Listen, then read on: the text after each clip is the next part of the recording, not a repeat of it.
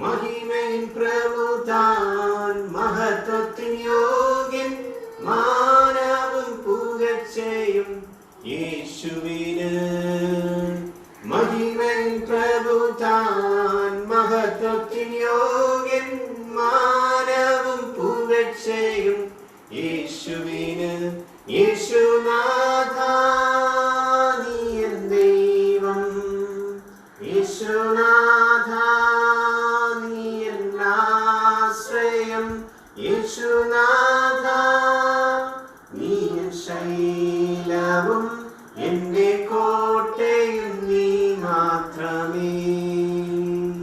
യേശുനാഥ നീ എൻ ദൈവം, യേശുനാഥ നീ എൻ ആശ്രയം, യേശുനാഥ നീ എൻ ശൈലവും എൻ്റെ കോട്ടയും നീ മാത്രമേ. സ്തുതിക്കുന്നു ഞാൻ മഹോന്നതനെ, സ്തുത്യൻ തന്നാഥനെ കരവിരുത്. സ്തുതിക്കുന്നു ഞാൻ മഹോന്നതനെ, സ്തുത്യൻ തന്നാഥനെ കരവിരുത്. മഹിമയിൻ പ്രഭുതാൻ മഹത്വത്തിൻ യോഗ്യൻ മാനവും പുകഴ്ചയും യേശുവിന്. മഹിമയിൻ പ്രഭുതാൻ മഹത്വത്തിൻ യോഗ്യൻ മാനവും പുകഴ്ചയും യേശുവിന്. യേശുനാഥ നീ എൻ ദൈവം, യേശുനാഥ നീ എൻ ആശ്രയം, യേശുനാഥ നീ എൻ ശൈലവും എൻ്റെ കോട്ടയും നീ മാത്രമേ. യേശുനാഥ നീ എൻ ദൈവം, യേശുനാഥ നീ എൻ ആശ്രയം, യേശുനാഥ നീ എൻ ശൈലവും എൻ്റെ കോട്ടയും നീ മാത്രമേ. കീർത്തിക്കും ഞാൻ എന്നേശുപരാ, കർത്തന് തുല്യമായി ആരുമില്ല. കീർത്തിക്കും ഞാൻ എന്നേശുപരാ, കർത്തന് തുല്യമായി ആരുമില്ല. മഹിമയിൻ പ്രഭുതാൻ മഹത്വത്തിൻ യോഗ്യൻ മാനവും പുകഴ്ചയും യേശുവിന്. മഹിമയിൻ പ്രഭുതാൻ മഹത്വത്തിൻ യോഗ്യൻ മാനവും പുകഴ്ചയും യേശുവിന്. യേശുനാഥ നീ എൻ ദൈവം, യേശുനാഥ നീ എൻ ആശ്രയം, യേശുനാഥ നീ എൻ ശൈലവും എൻ്റെ കോട്ടയും നീ മാത്രമേ. യേശുനാഥ നീ എൻ ദൈവം, യേശുനാഥ നീ എൻ ആശ്രയം, യേശുനാഥ നീ എൻ ശൈലവും എൻ്റെ കോട്ടയും നീ മാത്രമേ. എൻ്റെ കോട്ടയും നീ മാത്രമേ.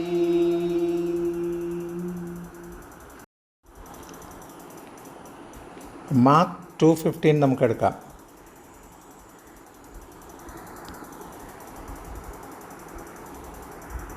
അവൻ വീട്ടിൽ പന്തിയിലിരിക്കുമ്പോൾ പല ചുങ്കക്കാരും പാപികളും യേശുവിനോടും അവന്റെ ശിഷ്യന്മാരോടും കൂടി പന്തിയിലിരുന്നു. അവനെ അനുഗമിച്ചവർ അനേകരായിരുന്നു. While Jesus was having dinner at Levi's house, many tax collectors and sinners were eating with him and his disciples. യേശു ലേവ്യയുടെ വീട്ടിലിരുന്ന് ഡിന്നർ കഴിച്ചുകൊണ്ടിരിക്കുന്നു. അപ്പോൾ ഇത് സന്ധ്യ ടൈം. അപ്പോൾ യേശു അവിടെ ആഹാരം കഴിച്ചുകൊണ്ടിരിക്കുമ്പോൾ അതിൽ പ്രത്യേകത ഒന്നുണ്ട്. ആർക്ക് പ്രത്യേകത? വചനം കൂടുതൽ അറിയുന്നവർക്കാണ് ചിന്തകളും കുഴപ്പങ്ങളും കാര്യങ്ങളൊക്കെ വരുന്നത്. സാധാരണക്കാർക്ക് ഇതൊന്നും ചിന്തിക്കേണ്ട കാര്യമില്ല. യേശു ആഹാരം കഴിക്കുന്നു. ഇവിടെ പറയുന്നത് എന്താണ്?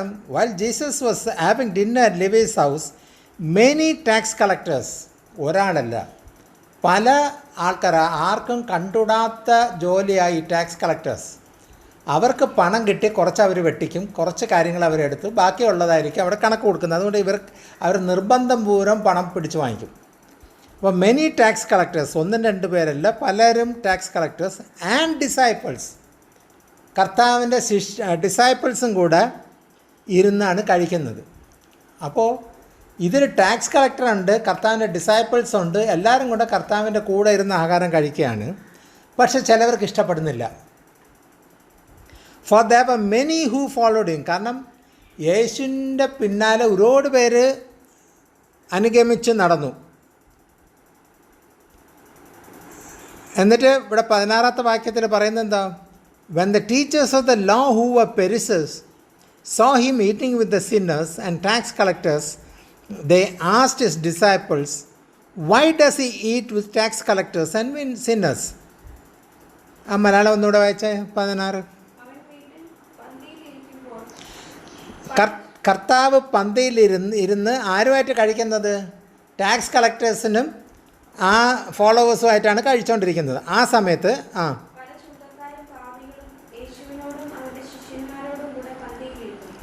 പല ചുങ്കക്കാരും പാപികളും യേശുവിൻ്റെ കൂടെ ഇരുന്നു.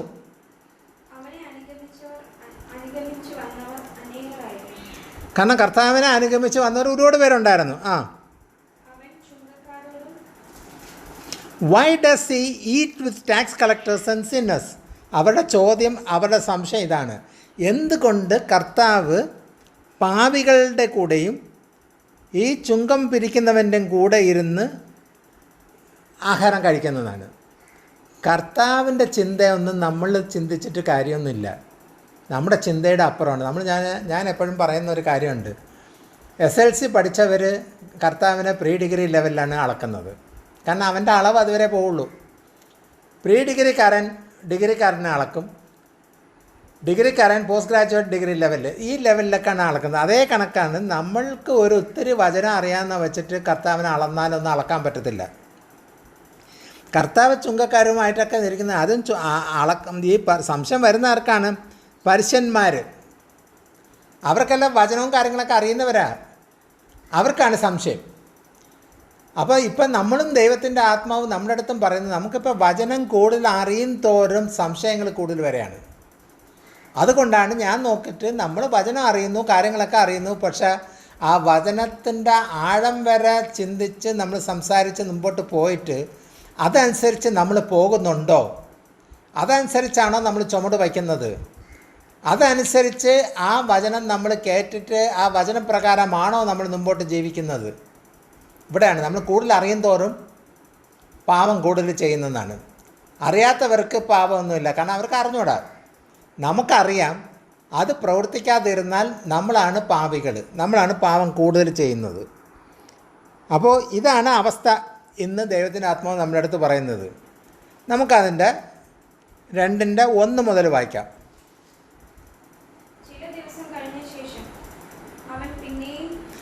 അപ്പോൾ യേശുവിന് ഫ്രീ ഇല്ല ഒന്നുമില്ല. പലയിടത്തും പ്രവർത്തിച്ചും സുവിശേഷം പറഞ്ഞ അത്ഭുത അടയാളമൊക്കെ നടത്തി. അങ്ങനെ ചില ദിവസങ്ങൾ കഴിഞ്ഞിട്ട് കബർനാം അവിടെ എൻ്റർ ചെയ്തു. അങ്ങനെ ഒരു സ്ഥലത്തിൽ വന്നു. The people heard that he had come home. അവിടുത്തെ ജനം അറിഞ്ഞു കർത്താവ് പോയി സുവിശേഷവും കാര്യങ്ങളും ഒക്കെ പറഞ്ഞു, രോഗസൗഖ്യങ്ങളൊക്കെ നടത്തി. എല്ലാം കഴിഞ്ഞിട്ട് വീണ്ടും അവരുടെ പട്ടണത്തിലോട്ട് വന്നു, എന്ന് വെച്ചാൽ വീട്ടിലോട്ട് വന്നു എന്ന് അവിടെ ഉള്ള ജനം അറിഞ്ഞു. അവരെന്ത് ചെയ്ത്? They gathered in such large numbers. അവർ 1-2 പേരല്ല. കർത്താവ് കുറച്ചാളില്ലായിരുന്നു. കർത്താവ് വേറെ ശുശ്രൂഷയ്ക്ക് പോയി. അപ്പോൾ ഇല്ല, കർത്താവ് തിരിച്ചു വന്നെന്നറിഞ്ഞപ്പോൾ അവർ വീട്ടിൽ വെറുതെ ഇരുന്നില്ല. അവർ ഭയങ്കരമായിട്ട് ആൾക്കാർ കൂടി വീണ്ടും. കാരണം ഇവർ കൂടുന്നതിന് രുചിച്ചറിഞ്ഞത്, ആ കർത്താവിനെ രുചിച്ചറിഞ്ഞവർ കർത്താവ് വന്നെന്നറിഞ്ഞ് തീർന്നാൽ അവർ വീട്ടിലിരിക്കത്തില്ല, അവർ അവിടെ പോയിരിക്കും, എല്ലാം മാറ്റി വച്ചിട്ട് പോകും. നമ്മളോ നമ്മൾ പറയുന്ന സമയത്തിന് വരത്തില്ല. സഭായോഗം വയ്ക്കുമ്പോൾ ഒരു സമയം വയ്ക്കും, അതിന് വരത്തില്ല. സമയത്തിന് മുമ്പ് നമ്മൾ സ്ഥലം വിടും. അപ്പോൾ എന്തുകൊണ്ട് കർത്താവ് വരുന്നെന്ന് അറിയുമ്പോൾ ജനം കൂടുന്നു. ഓവറായിട്ട് കൂടി അവിടെ ഇരുന്ന് ജനം കർത്താവിൻ്റെ സംസാരം കേൾക്കാൻ വേണ്ടി തയ്യാറെടുപ്പിൽ വന്നിരിക്കുന്നു. പക്ഷേ നമ്മൾ തിരിഞ്ഞ് നമ്മുടെ ഇപ്പോഴത്തെ കാലഘട്ടത്തിൻ്റെ ഇതിൽ നോക്കുക. നമ്മൾ പ്രാർത്ഥിക്കാൻ പറയുമ്പോൾ സമയത്തിന് വരത്തില്ല. നമ്മൾ യോഗം കഴിയുന്ന മുമ്പ് സ്ഥലം വിടാൻ നോക്കും. അവിടെ കർത്താവിൻ്റെ വചനമാണ് സംസാരിക്കുന്നതെങ്കിൽ നമ്മൾ ചിലത് ശ്രദ്ധിക്കും, ചിലത് ശ്രദ്ധിക്കത്തില്ല. ചില പകുതി പേര് ഉറക്കവും കാര്യങ്ങളൊക്കെ ആയിരിക്കും, ചിലർ കുഞ്ഞുങ്ങളെ നോക്കുന്ന കാര്യമായിരിക്കും. ഇതാണ് അവസ്ഥ. അപ്പോൾ എന്താ വ്യത്യാസം? കർത്താവിൻ്റെ കാലത്ത് കർത്താവ് പോയി ശുശ്രൂഷ കഴിഞ്ഞ് തിരിച്ചു വന്നപ്പോൾ അവിടെ വീണ്ടും ജനം കൂടി. പക്ഷേ നമ്മൾ ഇപ്പോഴും വചനങ്ങളാണ് സംസാരിക്കുന്നത്, പക്ഷേ ജനം കൂടുന്നില്ല. എന്തുകൊണ്ട്?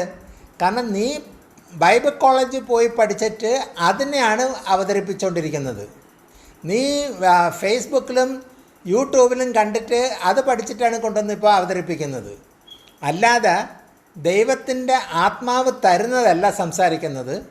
ദൈവത്തിൻ്റെ ആത്മാവ് തരുന്നത് പ്രാപിക്കാൻ വേണ്ടി കാത്തിരുന്ന് പ്രാപിച്ചിട്ടല്ല നീ കൊണ്ടുവന്ന് ജനത്തിന് കൊടുക്കുന്നത്. ദൈവത്തിൻ്റെ ആത്മാവിൽ നിന്ന് പ്രാപിച്ചാണ് ജനത്തിൽ നിന്ന് കൊടുക്കുകയാണെങ്കിൽ ജനം അവിടെ തന്നെ ഇരിക്കും. എത്ര ഡിസ്റ്റർബൻസ് വന്നാലും ആ ഡിസ്റ്റർബൻസിലൊന്നും അവർ വീഴാതെ അവർ വ്യക്തമായിട്ട് ഈ വചനം കേൾക്കുന്ന ഒരു കാലമുണ്ടായിരുന്നു. പക്ഷേ ഇപ്പോൾ എല്ലാവരും സൂമും ഫേസ്ബുക്കും യൂട്യൂബും ഈ ലെവലിലോട്ട് പോയി. ജനം എങ്ങോട്ട് പോകുന്നു? ആത്മീയ ജനം അല്ലെങ്കിൽ വിശ്വാസികളെന്ന് അവകാശപ്പെടുന്ന നമ്മൾ എങ്ങോട്ട് പോകുന്നു? നമുക്ക് എപ്പോഴെങ്കിലും നിങ്ങൾ ഈ കഴിഞ്ഞ 1-2 വർഷം കൊണ്ട് ഇതൊക്കെ നടക്കുന്ന സമയത്ത് ആരെങ്കിലും നിങ്ങളുടെ മനസ്സിൻ്റെ ഉള്ളിൽ ചിന്തിച്ചോ നമ്മൾ എങ്ങോട്ടാണ് പോണത്? വചനപ്രകാരമാണോ നമ്മൾ നടക്കുന്നത്? ലോകം ആ അവസ്ഥയിലോട്ട് പോണു. നമ്മൾ ആ രീതിയിലാണോ പോയിക്കൊണ്ടിരിക്കുന്നത്? അതിനൊരു സങ്കടം വരുന്നില്ലേ? നമുക്കത് ചെയ്യാൻ പറ്റുന്നില്ലല്ലോ. അങ്ങനെ ഒരു ദുഃഖമോ അല്ലെങ്കിൽ ഒരു വ്യാകുലം ഉണ്ടാവുന്നില്ലേ? നമ്മൾ വന്നിരിക്കുന്നു, ഒരു ചടങ്ങാണ്, സിസ്റ്റം. കാലത്ത് കഴിക്കുക, ബ്രേക്ക്ഫാസ്റ്റ് കഴിക്കുക, ഉച്ചയ്ക്ക് ചാപ്പാട് കഴിക്കുക, രാത്രി ചാപ്പാട് കഴിക്കുക, വൈകുന്നേരം വല്ലതും കഴിക്കുക, ജോലിക്ക് പോകണവർ ജോലിക്ക് പോകും, സ്കൂളിൽ പോകണവർ സ്കൂളിൽ പോകും. ഇങ്ങനെ ഒരു ചിട്ട പോയിക്കൊണ്ടിരിക്കുന്നത് മാത്രമല്ല, ആരും ഇതിനിടയിൽ കർത്താവിനെ പറ്റി ചിന്തിക്കുന്നില്ല. ഞാൻ കർത്താവിൻ്റെ കൽപ്പന അനുസരിച്ച് ആ സ്റ്റെപ്പ് അനുസരിച്ചാണോ മുമ്പോട്ട് പോകണമെന്ന് പോലും ആരും ചിന്തിക്കുന്നില്ല. അവർ വെള്ളിയാഴ്ച ദുബായിലൊക്കെ ആണെങ്കിൽ വെള്ളിയാഴ്ച, ഇവിടെ ഞായറാഴ്ച എന്ന് വരുമ്പോൾ അയ്യോ ഇന്ന് ഞായറാഴ്ച ആണല്ലോ നമുക്ക് കൂടി കർത്താവിനെ അടുത്ത് നിൽക്കണം എന്ന് പറഞ്ഞിട്ട് ഒരു ഫോർമാലിറ്റിക്ക് വേണ്ടി മാത്രമേ ഇരിക്കുന്നുള്ളൂ. പക്ഷെ ഇവിടെ നമ്മൾ വായിക്കാൻ നേരത്തെ എന്തോ they gathered in such large numbers. അവർ നേരത്തെ ഉണ്ടായിരുന്നു, വീണ്ടും ഇവിടെ എടുത്ത് പറയുന്നത് gathered in such large numbers that there was no room left. അവിടെ ഒരു സ്പേസ് പോലും ഇല്ല ഇനി പുതിയൊരാൾക്ക് വരാൻ വേണ്ടി. അത്ര നെരുക്കത്തിലായി. Not even outside the door. ആ കൂടി വന്നതിൻ്റെ അവിടെ വാതിലുണ്ടായിരുന്നു, ആ വാതിലിൻ്റെ പുറത്ത് വരെ ഒരാൾക്ക് വന്ന് നിൽക്കാൻ സ്പേസ് ഇല്ലായിരുന്നു. And he preach the word to them. അപ്പോൾ അവിടെ അത്രയ്ക്ക് ജനം, വീട്ടിനകത്തും ജനം കൂടി, അല്ലെങ്കിൽ ഹാളിൻ്റെ അകത്ത് ജനം കൂടി, പുറത്തും ജനം കൂടി. അവിടെ ഒരാൾക്കും കൂടെ പിന്നെ അഡീഷണലായിട്ട് വന്ന് നിൽക്കാൻ സ്ഥലമില്ല. അപ്പോൾ ഒന്ന് ചിന്തിച്ച് നോക്കിയാൽ, അപ്പോൾ അത്രമാത്രം തീഷ്ണതയുടെ ആകാംക്ഷയോടു കൂടിയാണ് ജനം അവിടെ ചെല്ലുന്നത് കർത്താവ് വന്നെന്നറിയുമ്പോൾ. അപ്പോൾ ഇവിടെ നമുക്കെന്താ പറ്റാത്തത്? നമ്മളിപ്പോൾ ശനിയാഴ്ചയും ഞായറാഴ്ചയും അല്ലെങ്കിൽ ശനിയാഴ്ചയും ഞായറാഴ്ചയും ഇവിടെ കൂടുന്ന സമയത്ത് ആ ഇൻട്രസ്റ്റിലാണോ നമ്മൾ വന്നിരിക്കുന്നത്? ആ ഇൻട്രസ്റ്റിൽ വരുന്നവർക്കെല്ലാം വിടുതലാണെന്ന് ദൈവത്തിൻ്റെ ആത്മാവ് പറയുന്നത്. അല്ലാതെ വചനം ചുമ്മാ നമുക്ക് ഈ 2 ദിവസം വചനം കേൾക്കുന്നു, നമ്മൾ പാട്ട് പാടുന്നു, യോഗം തീർന്നു, നമ്മൾ എല്ലാ പ്രാവശ്യവും കഴിഞ്ഞ 2 വർഷം കൊണ്ട് നമ്മളിങ്ങനെ ചെയ്തുകൊണ്ടിരിക്കുന്നു എന്നൊരു ക്രെഡിറ്റ് പറയാൻ വേണ്ടി ഇതിലൊന്നുമില്ല. പക്ഷെ ക്രെഡിറ്റ് പറയുന്നത് എപ്പോഴാണ്? ആ വചനം കേട്ട് എൻ്റെ ജീവിതത്തിലൊരു മാറ്റം സംഭവിച്ചു, ആ വചനം കേട്ടപ്പോൾ എൻ്റെ ജീവിതത്തിലൊരു വിടുതൽ സംഭവിച്ചു, ആ വചനം കേട്ടപ്പോൾ എനിക്ക് ആഴത്തിൽ ഇറങ്ങാൻ പറ്റി, ദൈവത്തിന് സ്തുതിച്ചോളാം വയ്യാതെ സ്തുതി മുഴുക്കെ എൻ്റെ ചുണ്ടിൽ വന്നുകൊണ്ടേയിരിക്കുന്നു. ഇങ്ങനത്തെ ഒരവസ്ഥ വരുന്നുണ്ടോ? നമ്മൾ ആ ചടങ്ങ് മാത്രമേ ചെയ്യുന്നുള്ളൂ. വചനം ആഴങ്ങൾ അറിയുന്നുണ്ട്, പക്ഷെ അതിൻ്റെ രുചി നമ്മളിതുവരെ അറിഞ്ഞിട്ടില്ല. അപ്പോൾ ഇവിടെ some men came bringing to him a paralyzed man. 3-ാമത്തെ വാക്യം വായിച്ചേ. കർത്താവിന്റെ അടുക്കൽ കൊണ്ടുവന്നു.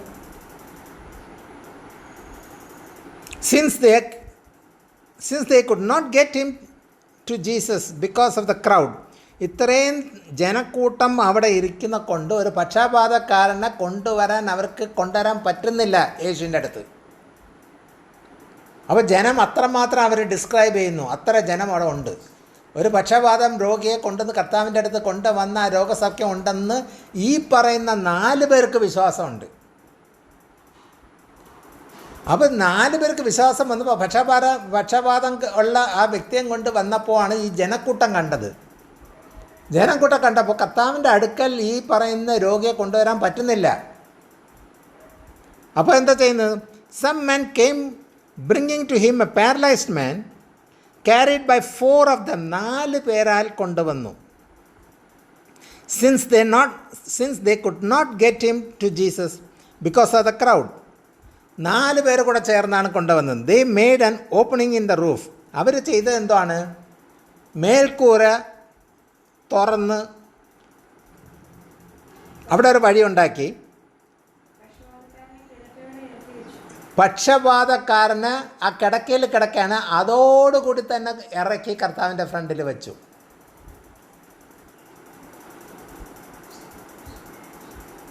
Digging through it and they lowered the mat the man was lying on. അത് നോക്കണ അപ്പോൾ തന്നെ ശ്രദ്ധിച്ചോണ്ട് ഈ 4 ജനക്കൂട്ടം അവിടെ അത്രയും ഉണ്ട്, കർത്താവ് ശുശ്രൂഷിച്ചുകൊണ്ടിരിക്കുന്നു. എന്നിട്ടും അതൊന്നും വക വയ്ക്കാതെ അവർക്ക് ഈ രോഗിയെ എത്രയും പെട്ടെന്ന് കർത്താവിൻ്റെ ഫ്രണ്ടിൽ കൊണ്ടുവരാണ്.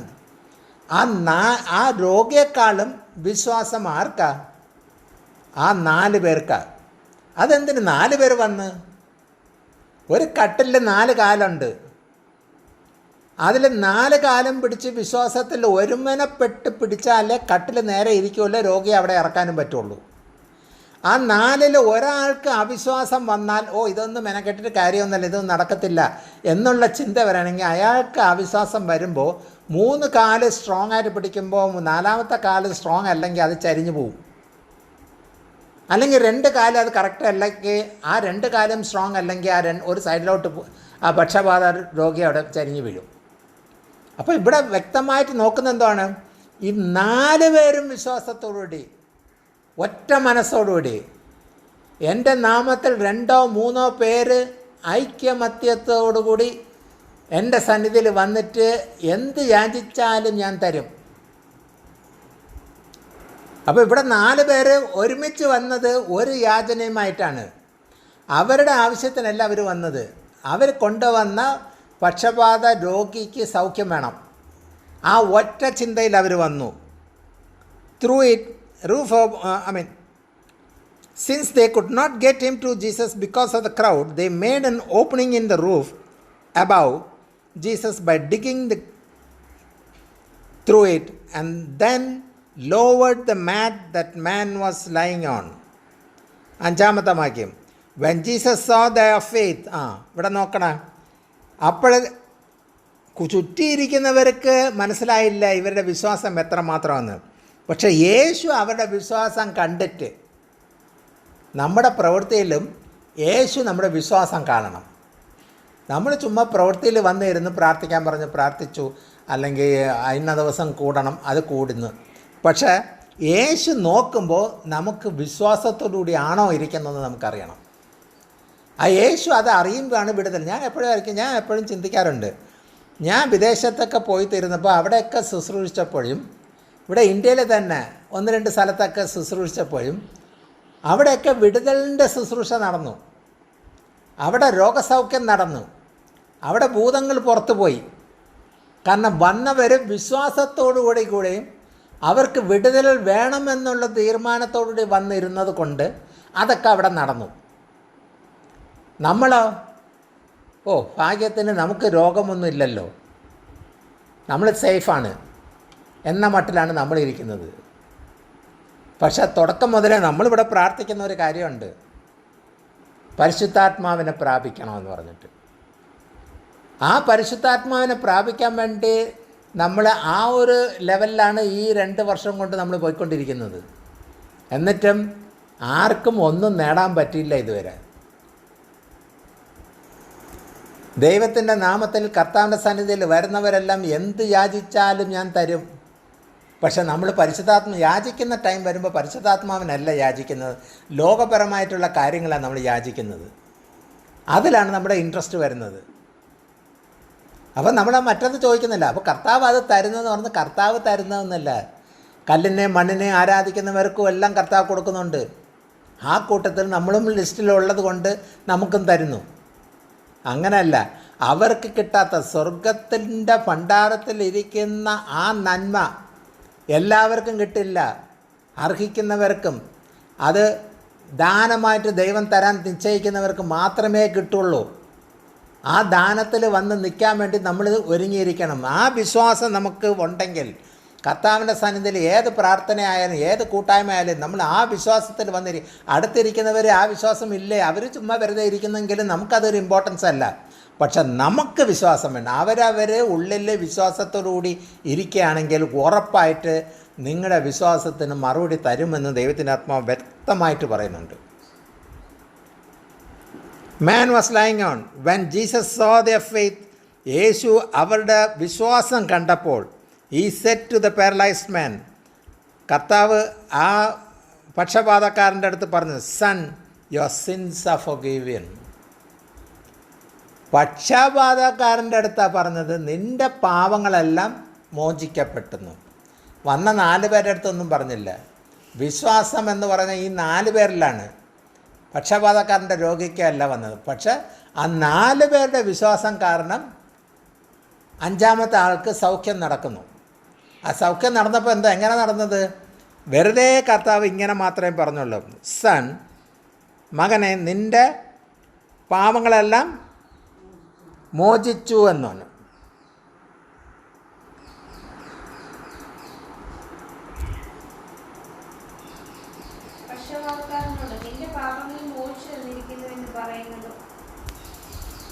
Son, your sins are forgiven. 6-ാമത്തെ, now some teachers of the law were sitting there. ഇപ്പോൾ ചില മലയാളം വായിച്ച 6, അവിടെ ചില ശാസ്ത്രിമാരിരുന്ന്, ടീച്ചേഴ്സ് എന്ന് പറഞ്ഞാൽ അതിന് ഒരു ഇമ്പോർട്ടൻ്റ്. ശാസ്ത്രിമാരെന്ന് വെച്ചാൽ ആഴങ്ങൾ പഠിച്ചു വച്ചിരിക്കുന്നവരാണ്. ഇബ്രുവും ഗ്രീക്കും ഒക്കെ പഠിച്ചു വച്ചിരിക്കുന്നവരാണ്. അങ്ങനത്തെ ചില ശാസ്ത്രിമാർ. നിൽക്ക്. Now some teachers of the law were sitting there thinking to themselves. ആ നിയമത്തിൻ്റെ ഒക്കെ കാഠിന്യം അറിയുന്ന ആ ടീച്ചേഴ്സ് അവിടെ ഇരിപ്പുണ്ടായിരുന്നു. തിങ്കിങ് ടു themselves, അവർ സ്വയമായിട്ട് തന്നെ ചിന്തിച്ചുകൊണ്ടിരിക്കുകയാണ്. കാരണം അവർക്ക് ഇതൊന്നും ദഹിക്കുന്നില്ല. ഒരു രോഗിയെ കൊണ്ടുവന്ന് എല്ലാവരും മീറ്റിങ്ങിന് വന്ന് ഇരിക്കാനടുത്ത് മുകളിൽ മേക്കൂരയൊക്കെ അടിച്ച് പൊളിച്ച് അവിടെ നിന്ന് കൂടെ ഇറക്കി വരുമ്പോൾ, എന്നിട്ട് യേശു അതിനൊന്നും കുറ്റം പറയുന്നില്ല. എന്നിട്ട് പറഞ്ഞെന്താണ്? നിൻ്റെ പാപങ്ങളെല്ലാം ക്ഷമിച്ചിരിക്കുന്നു. ഇത് കേൾക്കുമ്പോൾ ആ വചനത്തിൻ്റെ നിയമങ്ങളൊക്കെ അറിയുന്നവർ അവർക്കിഷ്ടപ്പെടുമോ? കാരണം അവരാണ് പഠിപ്പിക്കുന്നത്. അവരിനെ ഓവർടേക്ക് ചെയ്തിട്ട് ഒരാൾ വന്ന് അവിടെ ഇരിപ്പുണ്ടോ? 7-ാമത്തെ, why does this fellow talk like that? He's 7-ാമത്തെ വാക്യം വായിച്ച,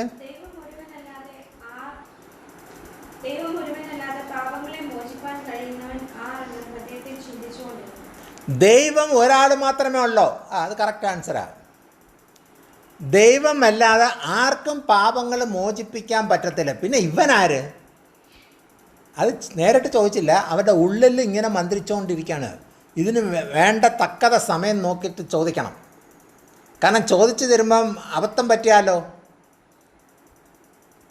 അപ്പോൾ അതിനു വേണ്ടി തക്ക സമയം നോക്കിക്കൊണ്ടിരുന്നു. forgive sins, but who can forgive sins but God alone? ദൈവം അല്ലാതെ ആർക്കും പാപം മോചിപ്പിക്കാൻ പറ്റത്തില്ല. അത് ശരിയാണ്. പക്ഷേ ഈ മണ്ടന്മാർ അറിയുന്നുണ്ടോ? യേശു ക്രിസ്തു പിതാവായ ദൈവത്തിൻ്റെ ഏകജാതനായ പുത്രനാണ്, അതും ദൈവമാണ്. അപ്പോൾ ഇവരെല്ലാം പഠിച്ചു, എല്ലാം അറിയാം. പക്ഷേ ഇതൊന്നും അറിഞ്ഞൂടാ, മെയിൻ കാര്യങ്ങൾ അറിഞ്ഞൂടാ. 8-ാമത്തെ വാക്യം,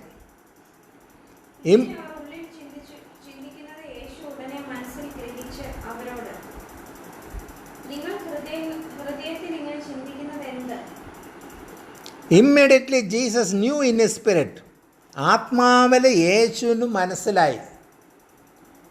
അപ്പോൾ തന്നെ മനസ്സിലായിട്ട് that this was what they were thinking. എന്താണ് അവർ ഉള്ളിൽ ചിന്തിച്ചു കൊണ്ടിരിക്കുന്നതെന്ന് മനസ്സിലാക്കിയ ഉടനെ in the hearts and he said them, അവരുടെ ഹൃദയത്തിൽ എന്താ ചിന്തിച്ചുകൊണ്ടിരിക്കുന്നതെന്ന് മനസ്സിലാക്കിയിട്ട് ഉടനെ അവരുടെ അടുത്ത് കർത്താവ് ചോദിച്ചു, അവരുടെ അടുത്ത് പറഞ്ഞു, why are you thinking these things? എന്തുകൊണ്ട് നിങ്ങൾ ഇങ്ങനെയൊക്കെ ചിന്തിക്കുന്നത്? നമ്മൾ ഇതൊക്കെ അറിഞ്ഞിട്ട് അങ്ങോട്ട് ചോദിച്ചാലും പറയും, ഞാൻ അങ്ങനെയൊന്നും ചിന്തിച്ചില്ല. പക്ഷെ ആത്മാവുള്ളവർക്ക് ഇതൊക്കെ അറിയാം. എന്ത് ചിന്തിക്കുന്നെന്ന്, ഫ്രണ്ടിൽ നിൽക്കുന്ന ഒരു വ്യക്തി എന്ത് ചിന്തിക്കുന്നെന്ന് വരെ അറിയാൻ പറ്റും. അത് അങ്ങോട്ട് പറയാൻ നീ എന്താ ചിന്തിക്കുന്നതെന്ന് അറിയാമെന്ന് പറഞ്ഞു തരുന്ന ഉടനെ അവരുടെ മറുപടി എന്താ, ഞാൻ ഒന്നും ചിന്തിച്ചുമില്ല. അത് അങ്ങനെ മനുഷ്യൻ അങ്ങനെയാണ്. അതിന് അക്സെപ്റ്റ് ചെയ്യുന്ന പരിപാടിയില്ല, തർക്കിക്കാമെന്നല്ലാതെ അക്സെപ്റ്റ് ചെയ്യുന്ന പരിപാടിയില്ല. പക്ഷെ ദൈവത്തിൻ്റെ ആത്മാവാണ് വെളിപ്പെടുത്തി കൊടുക്കുന്നത്. അപ്പോൾ നിങ്ങൾ തർക്കിക്കുമ്പോൾ ആരോടെ തർക്കിക്കുന്നത്? ദൈവത്തിൻ്റെ ആത്മാവിൻ്റെ നേർക്കാണ് നിങ്ങൾ തർക്കിക്കുന്നത്. അതാരും അറിയുന്നില്ല, ചുമ്മാ തർക്കമാണ്. കാരണം അവർക്ക് ഈ ആത്മാവില്ലാത്തിടത്തോളം കാലം ഈ പറയുന്ന വ്യക്തിയോ അല്ലെങ്കിൽ വെളിപ്പെടുത്തുന്ന വ്യക്തിക്ക് ആത്മാവുണ്ടെന്ന് തിരിച്ചറിയാൻ പറ്റുന്നില്ല. എന്നിട്ട് ചുമ്മാ തർക്കിക്കും. Thinking in the hearts and he said to them, why are you thinking these things? ഇങ്ങനത്തെ കാര്യങ്ങളൊക്കെ നിങ്ങൾ എന്തിനാണ് ചിന്തിക്കുന്നത്? ആരുടെ അടുത്ത് ചോദിക്കുന്നത്? പരീശന്മാരും ശാസ്ത്രിമാരും എല്ലാം അറിയുന്നവരുടെ അടുത്താണ് കർത്താവ് ചോദിക്കുന്നത്. Which is easier? എന്നിട്ട് ചോദിച്ചെന്താണ്? 9ാമത്തെ വാക്യം, പക്ഷപാതക്കാരനോട് നിന്റെ പാപങ്ങൾ മോചിച്ചു തന്നിരിക്കുന്നു എന്ന് പറയുന്നതോ എഴുന്നേറ്റ് കിടക്ക എടുത്ത് നടക്കാൻ പറയുന്നതോ ഏതാകുന്നു എളുപ്പമെന്ന് ചോദിച്ചു. Which is easier to say to this paralysed man? ഏതാ എളുപ്പം ഈ പക്ഷപാതക്കാരൻ മനുഷ്യൻ്റെ അടുത്ത് പറയേണ്ടത്? യുവർ സിൻസ് ആർ ഫൊർഗിവൻ, നിൻ്റെ പാവങ്ങളൊക്കെ മോചിച്ചിരിക്കുന്നത് പറയുന്നതാണോ? Or to say get up, take your mat and walk, എണീക്കുക, പാ എടുത്ത് നടക്കുക? ഏതാ ശരിയെന്ന് പറയേണ്ടത്? ഏതാ നല്ലത്? But I want you to know that the Son of Man has authority on earth to forgive sins. So he said to the man. 10ാമത്തെ വാക്യം വായിച്ചേ. എന്നാൽ ഭൂമിയിൽ പാപങ്ങളെ മോചിപ്പാൻ മനുഷ്യപുത്രന് അധികാരമുണ്ട് എന്ന് നിങ്ങൾ അറിയേണ്ടതിന് അവൻ പക്ഷപാതക്കാരനോട്. നിങ്ങൾ അറിയേണ്ടതിന് അവിടെ വച്ച് കർത്താവിന് നമ്മുടെ അടുത്ത് പറയേണ്ട ഒരു കാര്യമുണ്ട്. ഭൂമിയിൽ അധികാരമുള്ള വ്യക്തിയാണ് ഞാനെന്ന് നിങ്ങൾ അറിയാൻ വേണ്ടി. But I want you to know that the Son of Man, പിതാവായ ദൈവത്തിൻ്റെ മനുഷ്യപുത്രൻ, as authority on earth to forgive sins. ഈ ഭൂമിയിൽ അധികാരമുണ്ട് പാപത്തിനെ മോചിപ്പിക്കാൻ വേണ്ടി. അത് നിങ്ങളെ ഒന്ന് ബോധ്യപ്പെടുത്താൻ വേണ്ടി അത്രയും ഞാനിത് ചെയ്തത്. എന്തോ ചെയ്തത്? ആ രോഗിയെ നിൻ്റെ പാപം മോചിപ്പിച്ചിരിക്കുന്നു എന്ന് പറഞ്ഞപ്പോൾ അവന് സൗഖ്യമായി. അപ്പോൾ അവർ ആ സെൻറ്റൻസാണ് എടുക്കുന്നത്, അല്ലാതെ അതിൻ്റെ ആഴത്തിലല്ല പോയത്. പാപം മോചിപ്പിക്കാൻ എങ്ങനെ ഈ മനുഷ്യന് പറ്റും? ദൈവത്തിനല്ലാതെ. പക്ഷെ കർത്താവ് ഇവിടെ വെളിപ്പെടുത്തുന്നത് എന്താണ്? ഞാൻ മനുഷ്യപുത്രൻ, പിതാവായ ദൈവത്തിൻ്റെ ഏകജാതനായ പുത്രൻ, എനിക്ക് പാപങ്ങൾ മോചിപ്പിക്കാനുള്ള അധികാരമുണ്ടെന്ന് അറിയിക്കാൻ വേണ്ടി തന്നെയാണ്. അപ്പോൾ എല്ലാവരും ചിലവർ നമ്മുടെ ഈ ലോകത്ത് തന്നെ ബൈബിളൊക്കെ എന്നു പറയുമ്പോൾ നമ്മൾ ഈ അക്ഷരം എന്താ നമ്മൾ കേൾക്കാൻ, ഞാൻ പണ്ട് മുതലേ വിശ്വാസത്തിൽ കാലുകുത്തി പോകുന്നതൊക്കെയാണ്. അക്ഷരം കൊള്ളുന്നു, ആത്മാവ് ജീവിക്കുന്നു. അപ്പോൾ ഈ ആത്മാവ് എന്താണെന്ന് ഈ പറയുന്നവൻ അറിഞ്ഞോടാ? അക്ഷരം കൊല്ലുന്നെന്ന് പറയുന്നത് അവന് അറിയേണ്ട രീതിയിൽ അറിഞ്ഞിട്ടുമില്ല. ഈ സെൻറ്റൻസ് വായിച്ചിട്ട് അതിന് വേറെ വ്യാഖ്യാനിച്ചും കൊണ്ടുപോകും. അപ്പോൾ ആ അക്ഷരങ്ങളായിട്ടാണ് കൊല്ലുന്നത്. ആത്മാവിൻ്റെ കാര്യം പറയാൻ വേണ്ടി അവൻ കേട്ടിട്ടുണ്ട് വചനത്തിൽ കൂടെ ആത്മാവെന്നൊക്കെ. ആത്മാവ് എന്തെന്ന് എങ്ങനെ അറിയും? ആത്മാവ് പ്രാപിച്ചവരൊക്കെ അറിയാൻ പറ്റുള്ളൂ. ഒരാൾ ഏതെങ്കിലും ഒരു സ്ഥാനത്തിൽ വന്നു തീരുമ്പോൾ അവന് അവാർഡ് കിട്ടി, അവനൊരു സർട്ടിഫിക്കറ്റ് കിട്ടി, ആ കിട്ടിയവനെ ആ മഹത്വം അറിയുള്ളൂ. കിട്ടാത്തവൻ ഇവിടെ ഇരുന്നുണ്ട് അതിനെ പുച്ഛിക്കാൻ വേണ്ടി നടക്കും. ഞാനും അതിലുണ്ടായിരുന്നെങ്കിൽ എനിക്കും ഫസ്റ്റ് കിട്ടിയെന്നെ ക്ലാസ്സിൽ എന്ന് പറയുന്നതിനേക്കാളും നീ ക്ലാസ്സിൽ ഫസ്റ്റ് വാങ്ങിച്ചിട്ട് വന്ന് തരുമ്പോൾ അതിന് ഫസ്റ്റ് വാങ്ങിച്ചത് എങ്ങനെയാണ്, എങ്ങനെ ഞാൻ പഠിച്ചു, ഏത് രീതിയിലാണ് എനിക്ക് ഫസ്റ്റ് കിട്ടിയത്, എനിക്ക് എങ്ങനെ ആ സർട്ടിഫിക്കറ്റ് കിട്ടിയെന്നുള്ള ആ വാങ്ങിച്ച വ്യക്തിക്കേ ആ രുചി അറിയാവൂ. ഞാൻ പണ്ട് പറയാറുണ്ട്, മിക്കവാറും ഞാൻ ആദ്യം തുടക്കത്തിലൊക്കെ പ്രസംഗിക്കാൻ നേരത്തെ ഞാൻ ഇത് പറയാറുണ്ട്. 2 സ്ലൈസ് ബ്രെഡ് അതിൻ്റെ അറ്റം മുഴുക്കയും വെട്ടി മാറ്റിയിട്ട് ഫ്രഷ് ബ്രെഡ്, അതിൽ ചീസ് പുരട്ടി, പിന്നെ ബട്ടർ പുരട്ടി, മിക്സ് ഫ്രൂട്ട് ജാം പുരട്ടി, 2 സൈഡിലും അതേ കണക്ക് പുരട്ടിയിട്ട് എടുത്ത് മടക്കി വച്ച് അത് ക്രോസായിട്ട് കട്ട് ചെയ്ത്, അത് കഴിച്ചപ്പോൾ എന്ത് ടേസ്റ്റാണ്. മാൻഷന് ടേസ്റ്റ് തോന്നുന്ന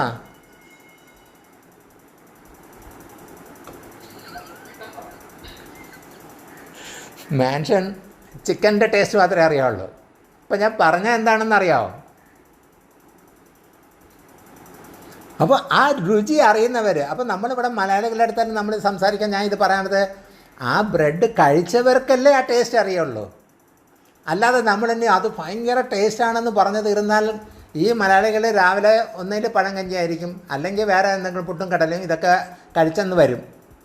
പക്ഷെ ഞാൻ ഈ പറഞ്ഞ ബ്രെഡ് ഈ രീതിയിൽ വെട്ടി, ഈ രീതിയിലും ചീസും ബട്ടറും മിക്സ് ഫ്രൂട്ട് ജാമും ഒക്കെ വച്ച് കറക്റ്റായിട്ട് വെട്ടി അത് വയ്ക്കുമ്പോൾ കടിക്കുമ്പോൾ തന്നെ അയ്യോ ഇപ്പോൾ കേട്ടപ്പോൾ തന്നെ എനിക്ക് കൊതിയാവുന്നു.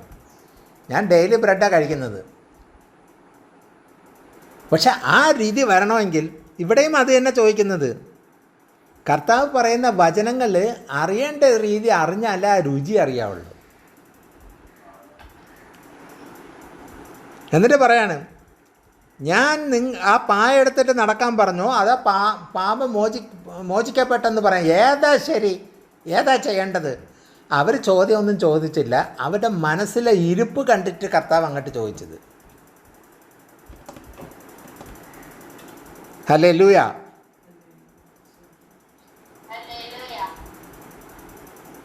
ഇടയ്ക്കിടയ്ക്ക് മാൻഷൻ ചിക്കൻ്റെ പിറകെ പോകുന്നു.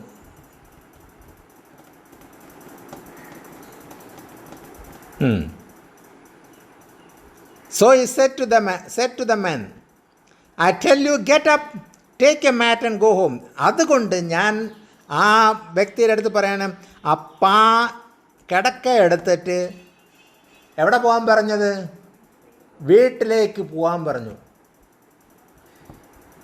ഇവിടെ രോഗസൗഖ്യം എല്ലാം കിട്ടിത്തീരുന്ന അവൻ ആദ്യം ഓടുന്നത് സിനിമാ തിയേറ്ററിലോ, അയ്യോ ആ പടം ഇന്നുകൂടെ ഉള്ളൂ, തീരാറായി, അത് പോയി ഒന്ന് കാണാം.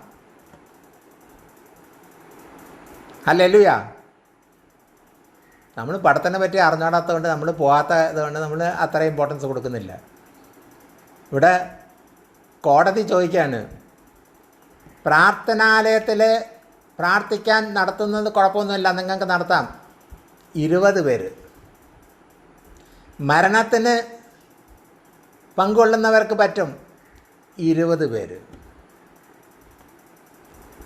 ചാരായം കുപ്പി വാങ്ങിക്കുന്ന സ്ഥലത്ത് 500 പേര്.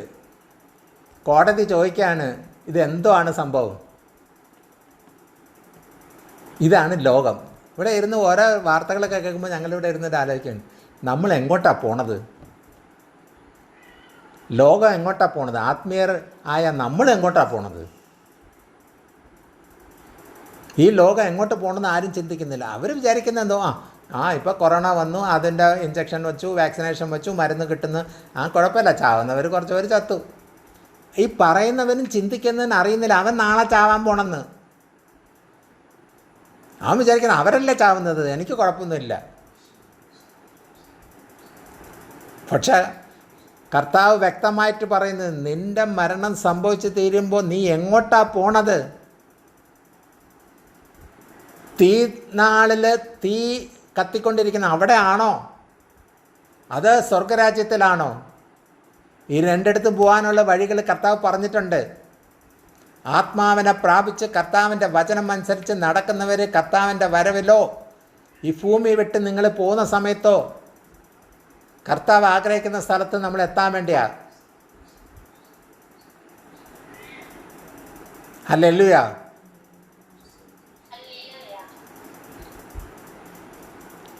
So he said to the man, I tell you, get up, take your mat and go home. അതുകൊണ്ട് ഞാൻ നിങ്ങളുടെ അടുത്ത് പറഞ്ഞത്, ആ കിടക്ക എടുത്ത് നിങ്ങൾ വീട്ടിലോട്ട് പൊയ്ക്കോ. അവൻ എഴിച്ചു നടക്കാൻ വയ്യാത്ത വ്യക്തിയായിരുന്നു. 4 പേര് വിശ്വാസത്തോടെ കൊണ്ടുവന്ന് അവിടെ ഇറക്കി. അവിടെ കർത്താവ് അവരുടെ മനസ്സിരിപ്പ് കണ്ടപ്പോൾ തിരിച്ച് മറുപടിയൊക്കെ കൊടുത്തിട്ട് പിന്നെ ഉറപ്പോടുകൂടി കമാൻഡ് ചെയ്തത് ആ വ്യക്തിയെടുത്ത് പറഞ്ഞ്, നീ ആ കിടക്ക എടുത്ത് നീ വീട്ടിലോട്ട് പൊയ്ക്കോന്ന് പറഞ്ഞു. അപ്പോൾ എല്ലാവരും കണ്ട് അയാൾക്ക് നടക്കാൻ വയ്യ അവിടെ കൊണ്ടുവന്ന് ഇറക്കിയതൊക്കെ കണ്ടും എല്ലാം ഇരുന്നവർ അവരുടെ അടുത്ത് പറഞ്ഞു, നീ കിടക്ക എടുത്ത് വീട്ടിലോട്ട് പൊയ്ക്കോളാൻ പറഞ്ഞു. He got up, took his mat and walked out in full view of them all. ആ മലയാളം വായിച്ചേ 11 12.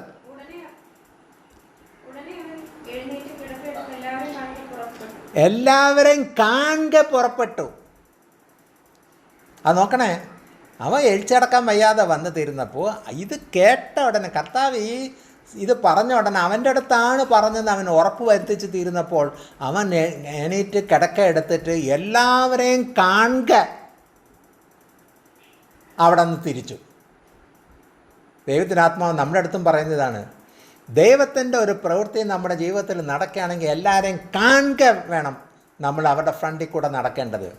എൻ്റെ ദൈവം എനിക്കിത് ചെയ്തു. അത് നമ്മൾ ഇത് ഇയാളൊന്നും പറഞ്ഞില്ല, എല്ലാവരെയും കാണുക ചെയ്തു എന്നാണ്. അവൻ നടന്ന് പോയാൽ മതി. കർത്താവ് പറഞ്ഞ് ഇപ്പോൾ കിടക്ക എടുത്ത് നടന്നോളാൻ പറഞ്ഞപ്പോൾ അവരെ കാണുക ആ കിടക്ക എടുത്ത് നടന്നു.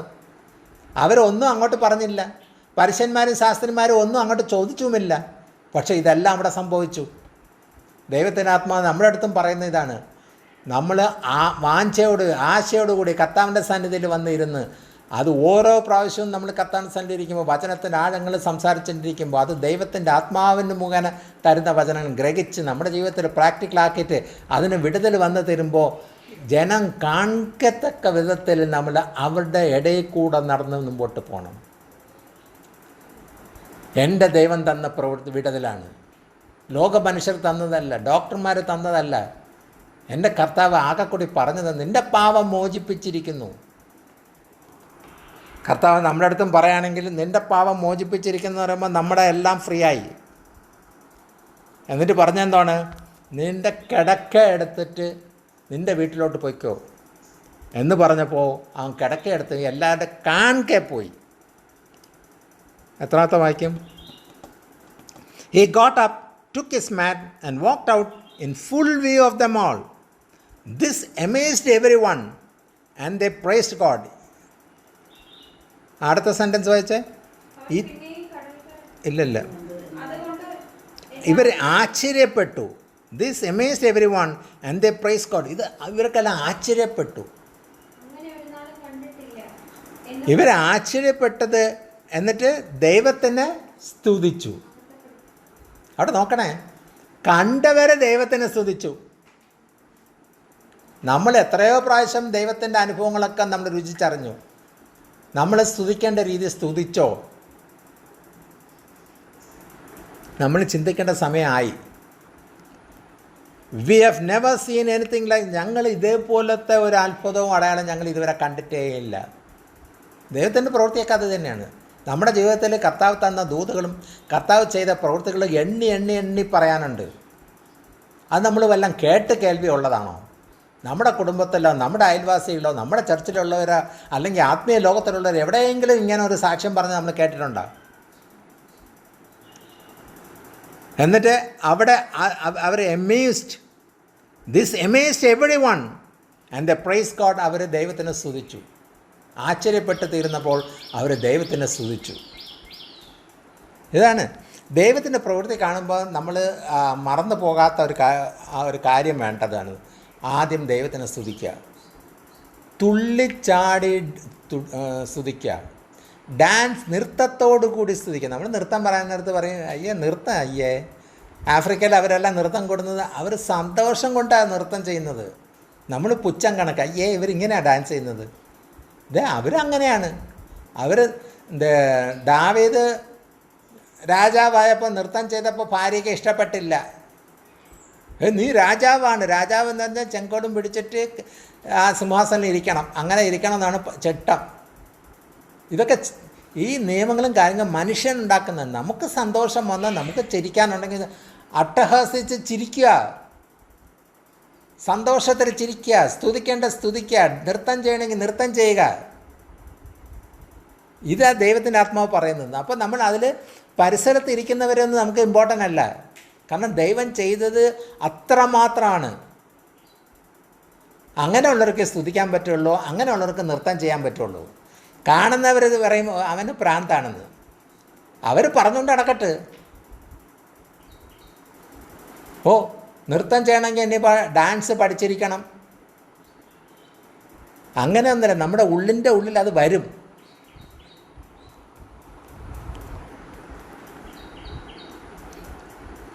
We have never seen anything like this. 13ാമത്തെ വാക്യം. അവൻ പിന്നെയും കടൽക്കര ചെന്നു, പുരുഷാരമൊക്കെയും അവന്റെ അടുക്കൽ വന്നു. ആ കർത്താവ് അവിടുത്തെ ഈ പ്രവൃത്തിയെല്ലാം കഴിഞ്ഞ് വീണ്ടും കടൽക്കര ചെന്നപ്പോൾ പുരുഷാരമെല്ലാം വീണ്ടും അവിടെ കയറി ചെല്ലുന്നു. അവർക്ക് കർത്താവിന് വിടാൻ പറ്റത്തില്ല.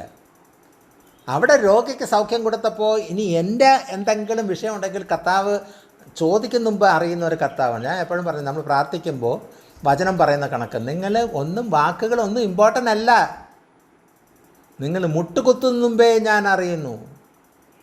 ഇവിടെയും കർത്താവ് പരീശന്മാരും ശാസ്ത്രമാണ് ചിന്ത അറിഞ്ഞിട്ടാണ് ഇത്രയും ചെയ്തത്. രോഗസൗഖ്യത്തിന് വേണ്ടി അവിടെ ഒന്നും പ്രാർത്ഥിക്കുകയും കാര്യങ്ങളൊന്നും ചെയ്തില്ല. നിൻ്റെ പാപത്തിന് ഞാൻ മോചിപ്പിച്ചിരിക്കുന്നു, കിടക്കയെടുത്ത് നടന്നോളാൻ പറഞ്ഞു. ഇതുവരെ ഇങ്ങനെ ഒന്നും ഞങ്ങൾ കണ്ടിട്ടേ ഇല്ല. അത് കണ്ടു തരുന്ന കർത്താവ് പിന്നെ കടൽക്കരയിൽ ചെന്നപ്പോൾ ജനം അവിടെ കൂടി. ഇങ്ങനെയൊക്കെ നമുക്കും തന്നെ ഇപ്പോഴത്തെ ലോകത്തിൻ്റെ ഇതിൽ ആരെങ്കിലും ഇങ്ങനത്തെ അത്ഭുതം അടയാളം നടക്കുകയാണെങ്കിൽ നമ്മളും വീട് വിട്ട് ഇറങ്ങി അതിൻ്റെ പിന്നാലെ പോകും. ഹല്ലേലൂയ.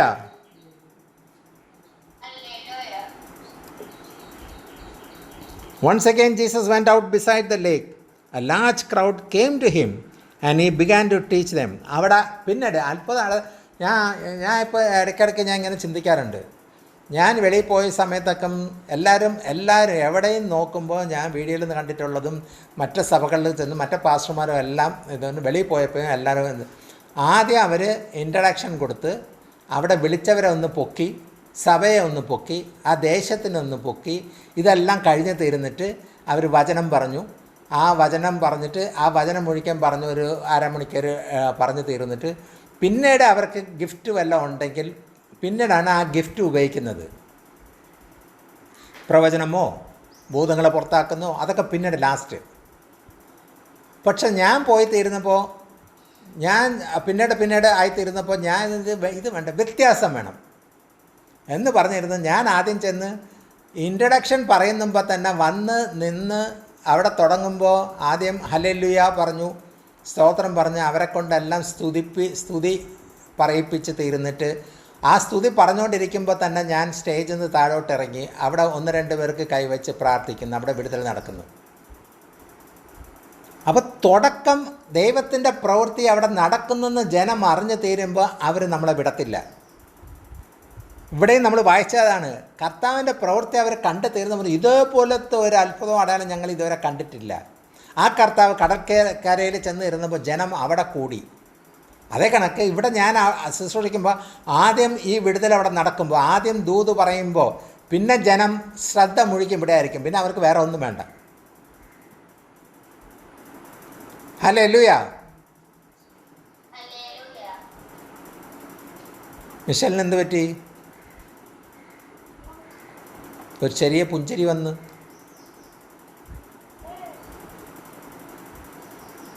ഇപ്പം ആദ്യം ദൂത് പറയണം.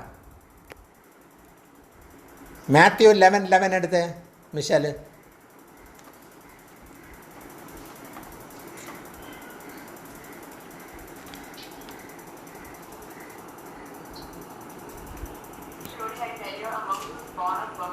പതക്കെ നിർത്തി.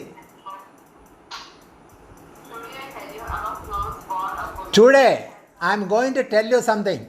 What is it? Read. Truly I tell you, among those born of women, there has not risen anyone greater than John the Baptist. Yet whoever is least in the kingdom of God is greater than him. ഒരു second.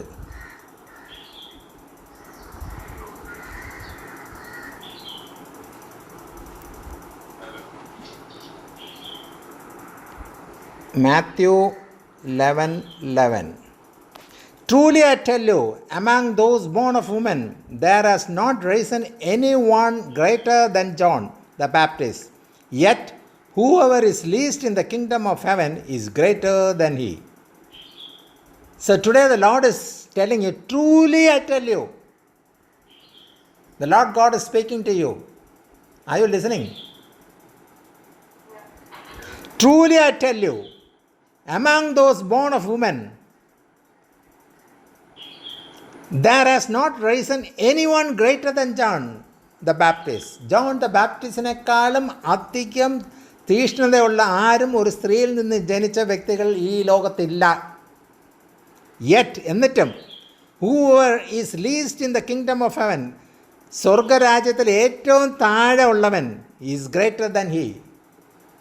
സ്വർഗരാജ്യത്തിൽ already എത്തിയവരെല്ലാം മുൻപന്തിയിലുള്ളവർ, പക്ഷെ അതിലെ ഉള്ളവനേക്കാളും കൂടിയതാണ് യോഹന്നാൻ എന്ന് പറയുന്നു.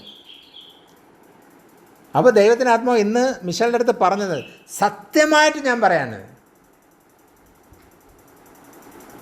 U are going to be truly greater than John the Baptist, yet whoever is least in the kingdom of heaven is greater than he. അങ്ങനത്തെ ഒരവസ്ഥ വരാൻ പോകണമെന്ന് ദൈവം യേശു ഇന്ന് സത്യമായിട്ട് മിഷേലിൻ്റെ അടുത്ത് പറയാണ്. അത് വരണമെങ്കിൽ എന്ത് നടക്കണം?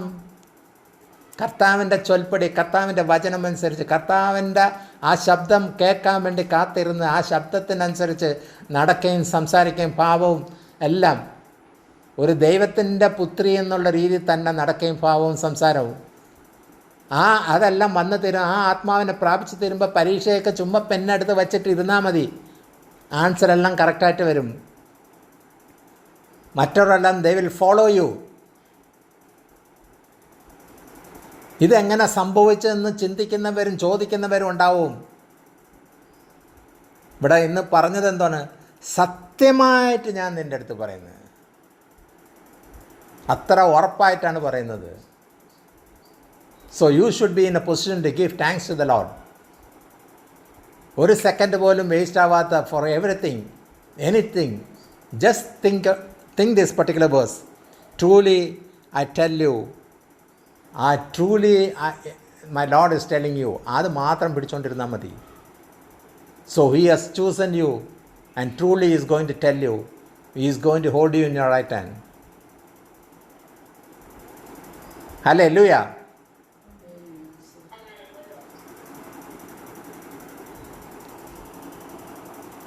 അപ്പോൾ നമ്മൾ നേരത്തെ വായിച്ചത് എന്താണ്?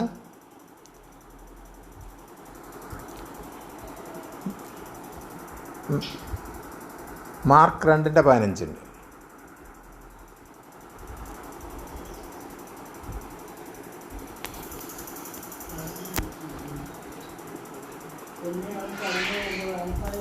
എത്രാമത്തെ വാക്യം? As he walked alone, he saw the Levi's son of Alphaeus sitting in the tax collector's booth.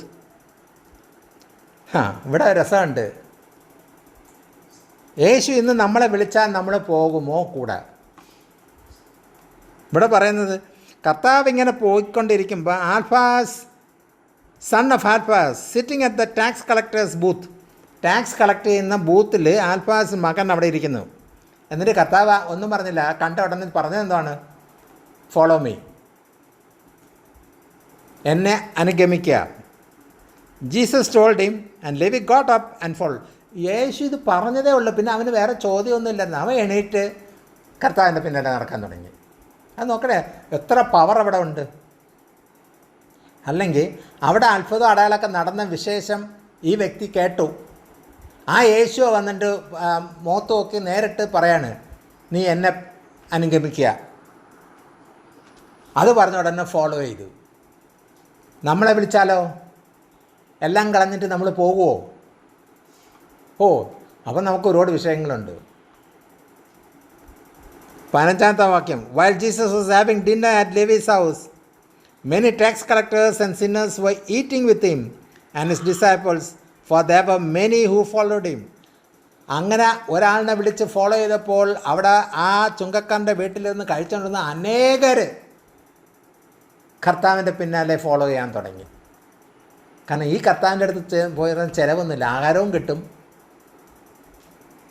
എല്ലാം ഇതും കിട്ടും. ഫോളോ ചെയ്താൽ മതി, കർത്താവ് പറയുന്നത് ചെയ്താൽ മതി. Hallelujah. For there were many who followed. കാരണം അവിടെ ഒരുപാട് പേരുണ്ടായിരുന്നു ഫോളോ ചെയ്യാൻ വേണ്ടി. ദൈവത്തിൻ്റെ ആത്മാവ് നമ്മുടെ അടുത്തും ചോദിക്കുന്നതാണ്, നമ്മൾ ഫോളോ ചെയ്യാൻ നമ്മൾ തയ്യാറാണോ? When the teachers of the law who were Pharisees saw him eating with the sinners and tax collectors, they asked his disciples അടുത്ത് ചോദിച്ചാണ്, ഈ പാവികളുടെ കൂടെ ഇരുന്ന് കഴിക്കുന്നത് എങ്ങനെ? ഇപ്പം നമ്മളും ചിന്തിക്കുന്നതാണ്, ഈ പാവികളുടെ കൂടെ ഇരുന്ന് എങ്ങനെ നമ്മൾ കഴിക്കും?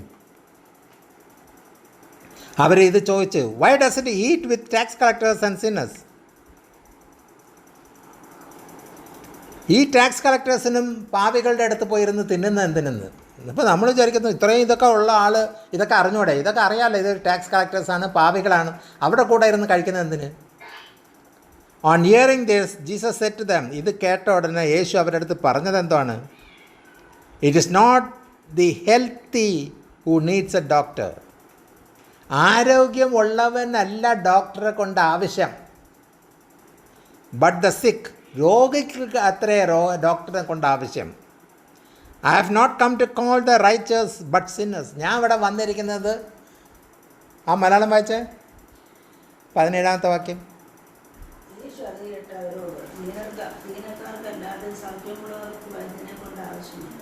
സൗഖ്യം ഉള്ളവർക്ക് വൈദ്യനെ കൊണ്ട് ആവശ്യമില്ല, ഞാൻ നീതിമാന്മാരെ അല്ല കാണുവാൻ വന്നത്, ഞാൻ പാപികളെ തിരക്കി പിടിച്ചാണ് വന്നത്. അതുകൊണ്ടാണ് പാപികളുടെ കൂടെ ഇരിക്കുന്നത്. അപ്പം നമ്മുടെ അടുത്ത് കർത്താവ് വന്നില്ലെങ്കിൽ നമ്മൾ അങ്ങനെ, നമ്മൾ നീതിമാന്മാരായതുകൊണ്ട് കർത്താവ് വരാത്തത്.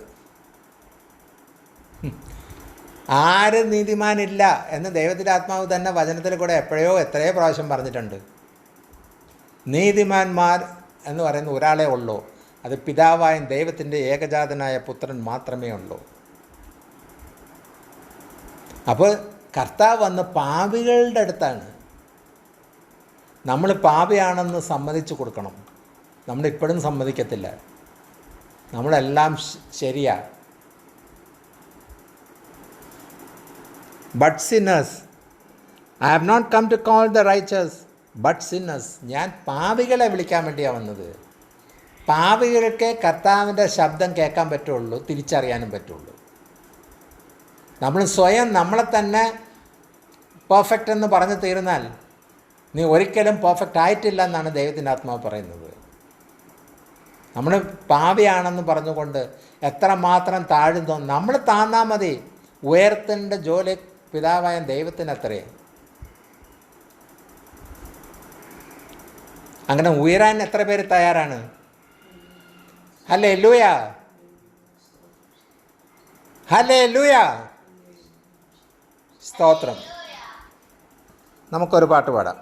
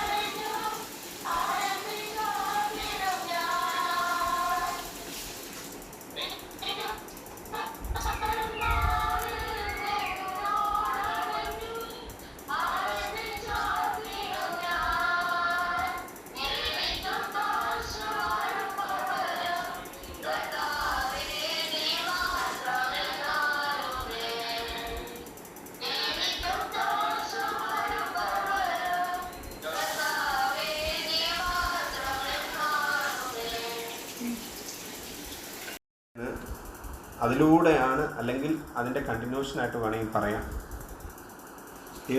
യേശു പറഞ്ഞു, എഴുന്നേറ്റ് കിടക്കെടുത്ത് വീട്ടിലേക്ക് പോവുക. അവിടെ പക്ഷപാതക്കാരൻ്റെ കാര്യമാണ് നമ്മളിന്ന് ഭാഗം വായിച്ചെങ്കിലും അതിനോടനുബന്ധിച്ച് തന്നെ കർത്താവ് എനിക്ക് തന്നിരിക്കുന്ന ആലോചന അവിടെ നിന്ന് യോഹന്നാൻ്റെ സുവിശേഷം 5-ാം അധ്യായം അതിൻ്റെ 14-ാം വാക്യം.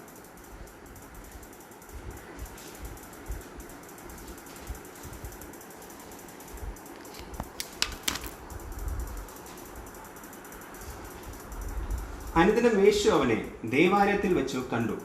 അവനോട്, നോക്കൂ, നിനക്ക് സൗഖ്യമായല്ലോ, അധികം തിന്മയായത് ഭവിക്കാതിരിക്കാൻ ഇനി പാപം ചെയ്യരുത് എന്ന് പറഞ്ഞു.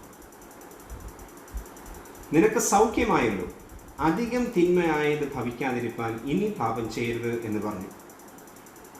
കർത്താവിൽ നിന്ന് കിട്ടിയ സൗഖ്യം, അല്ലെങ്കിൽ കർത്താവിൽ നിന്ന് നമുക്കൊരു വിടുതലും അനുഗ്രഹവും കിട്ടിയതിന് ശേഷം കർത്താവിന് നമ്മളോട് പറയാനുള്ളത് ഇത് തന്നെയാണ്.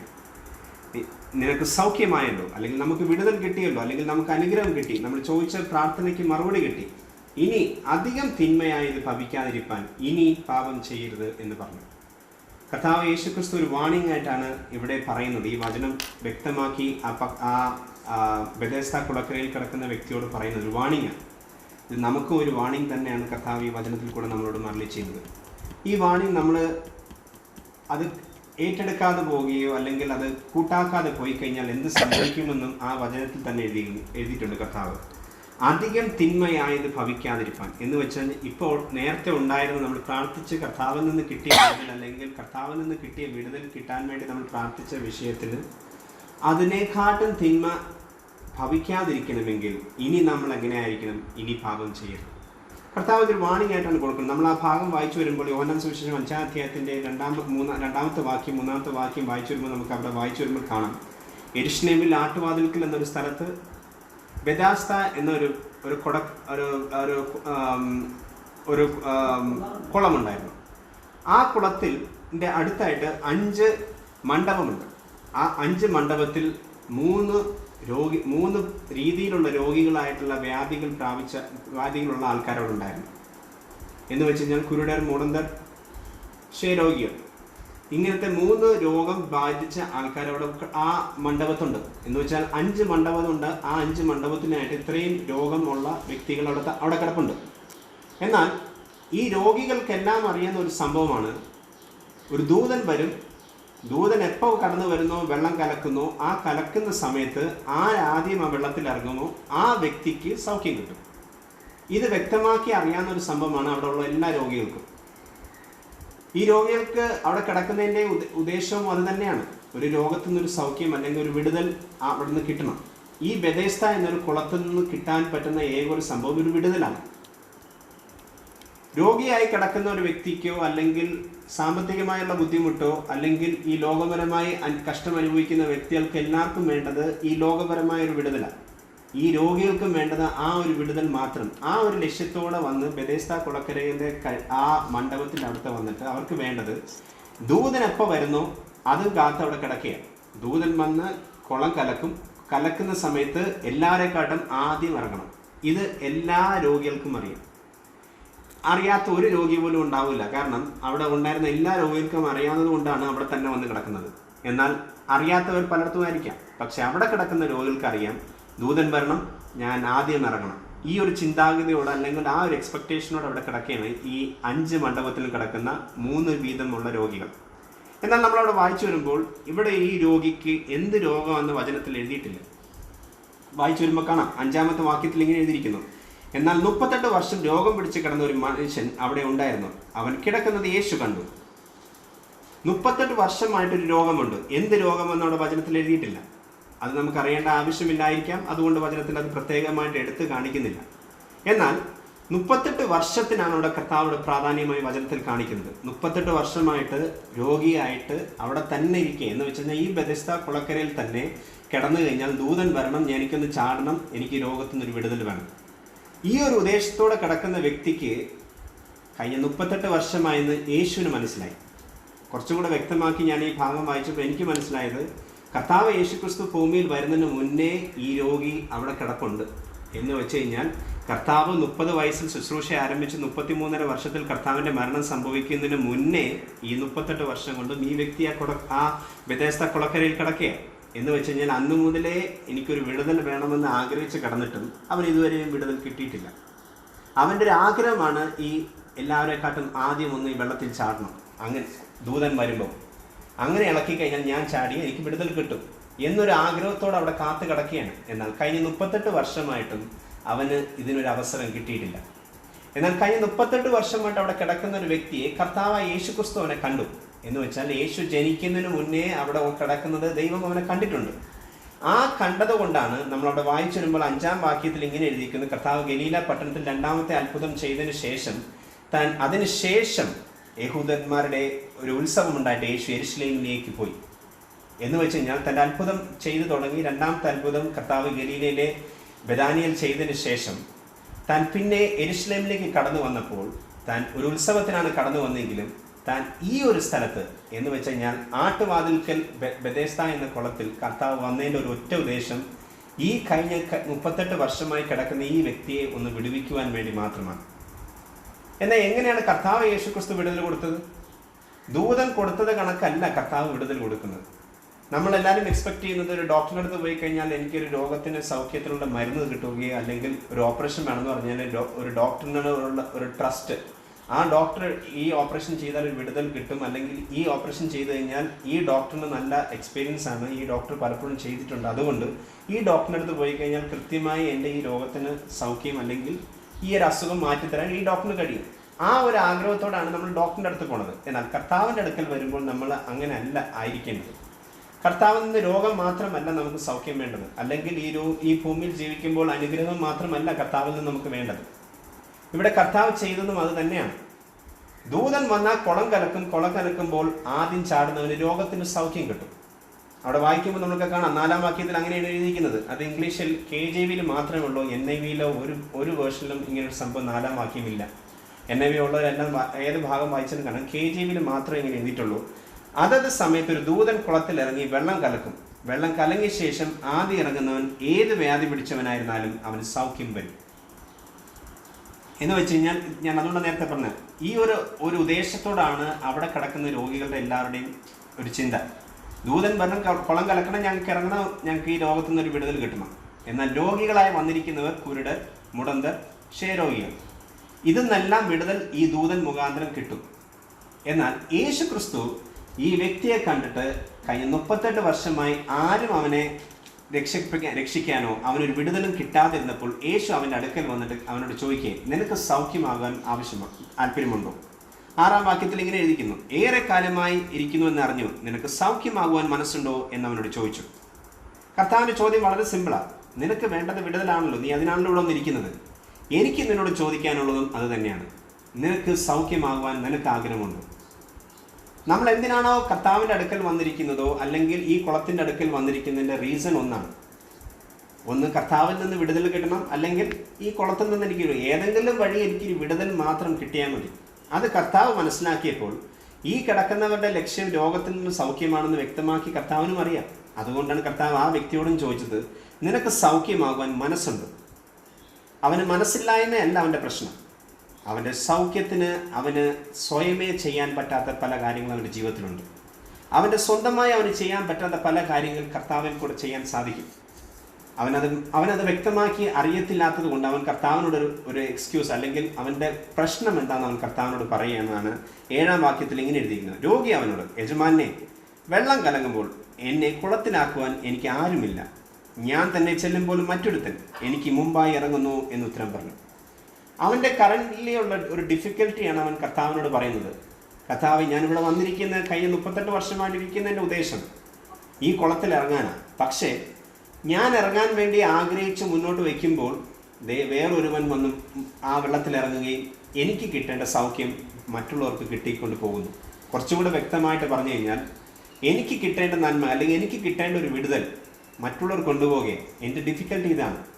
എനിക്ക് ആഗ്രഹമുണ്ട്, വിടുതൽ വേണം, എനിക്ക് കർത്താവെ ഞാൻ ഇവിടെ വന്ന് കിടക്കുന്നതിൻ്റെ ഒറ്റ ഉദ്ദേശം ദൂതൻ കലക്കുമ്പോൾ എനിക്ക് ചാടണം, എനിക്ക് വേണം. പക്ഷേ എന്നെക്കൊണ്ട് അത് പറ്റുന്നില്ല. എൻ്റെ ജീവിതത്തിലെ തടസ്സമാണ് എനിക്ക് അത് പറ്റാത്തതിൻ്റെ അതിൻ്റെ പ്രശ്നം. എനിക്ക് ചെയ്യണമെന്ന് പലപ്പോഴും എനിക്ക് ആഗ്രഹമുണ്ട്. പക്ഷേ ഞാൻ ചെയ്യണ മുന്നേ മറ്റുള്ളവർ ആരെങ്കിലും ചെയ്യും, എനിക്കത് കിട്ടാതെ നഷ്ടപ്പെട്ടു പോവുകയാണ്. അങ്ങനെ നഷ്ടപ്പെട്ടു പോകുന്ന സമയത്താണ് കർത്താവ് അവൻ്റെ അടുക്കൽ വന്നിട്ട് ചോദിക്കുക, നിനക്ക് സൗഖ്യമാവാൻ മനസ്സുണ്ടോ?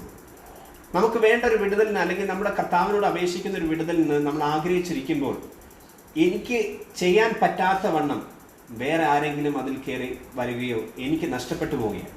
എന്നാൽ എനിക്ക് നഷ്ടപ്പെട്ടു പോകുന്ന വിഷയത്തിന് വിടുതലിനാണ് കർത്താവ് ഇപ്പോൾ നമ്മുടെ അടുക്കൽ വന്നിരിക്കുന്നത്. വിടുതലിന് വേണയാണോ നീ, കർത്താവിൽ നിന്ന് സൗഖ്യമാണോ നീ ആഗ്രഹിക്കുന്നതെന്നാണ് കർത്താവ് ചോദിച്ചത്. സൗഖ്യമാകാൻ നിനക്ക് മനസ്സുണ്ടോ? ആ മനസ്സ് നീ കർത്താവിൽ നിന്ന് കിട്ടുമെന്നുള്ളൊരു സൗഖ്യമാണ് നീ ആഗ്രഹിക്കുന്നതെങ്കിൽ പൂർണ്ണമായി നീ ഏൽപ്പിച്ചു കൊടുക്കുകയാണെങ്കിൽ കർത്താവിൽ നിന്ന് സൗഖ്യം കിട്ടും, അല്ലെങ്കിൽ കർത്താവിൽ നിന്നൊരു വിടുതൽ കിട്ടും. അവൻ്റെ ഡിഫിക്കൽറ്റി കർത്താവിനോട് പറഞ്ഞപ്പോൾ കർത്താവിന് വ്യക്തമാക്കി മനസ്സിലാക്കിയിട്ട് കർത്താവ് 8-ാം വാക്യത്തിൽ ഇങ്ങനെ പറയുന്നു, യേശു അവനോട് എഴുന്നേറ്റ് കിടക്കയെടുത്ത് നടക്കാം. ഇന്ന് രാത്രി എടുത്ത ഭാഗത്തിലും അത് തന്നെയാണ് കർത്താവ് നമ്മളോട് അരുളി ചെയ്യുന്നത്, എഴുന്നേറ്റ് കിടക്കയെടുത്ത് നടക്കാം. കർത്താവിനെ വിശ്വസിച്ച് കർത്താവ് പറയുമ്പോൾ നമ്മൾ ആ കിടക്കയെടുത്ത് നടക്കുകയാണെങ്കിൽ ദൈവത്തിൻ്റെ പ്രവൃത്തി അനേകർ അറിയുവാനിടയാണ്.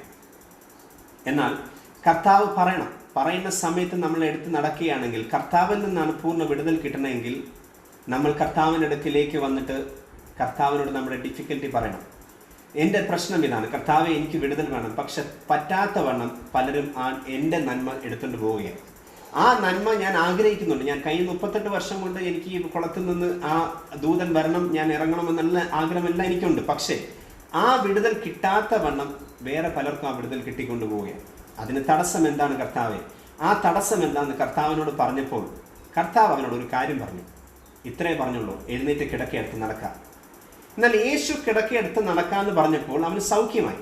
ഈ സൗഖ്യത്തിൻ്റെ ആ ഒരു പ്രോസസ്സാണ് ഞാനിവിടെ എന്നെ ദൈവം ഏൽപ്പിച്ചത്. യേശു അവനോട് പറഞ്ഞു കിടക്കയെടുത്ത് നടക്കാം. കിടക്കയെടുത്ത് നടക്കുക എന്ന് പറഞ്ഞപ്പോൾ അവൻ കിടക്ക സൗഖ്യമായി എന്ന് അവന് മനസ്സിലായി. അതിനുശേഷമാണ് അവൻ കിടക്കയെടുത്ത് നടന്നത്. നമ്മൾ എൻ്റെ 9-ാം വാക്യത്തിൽ ഇങ്ങനെ വായിക്കുന്നു, ഒന്ന് വായിക്കാം.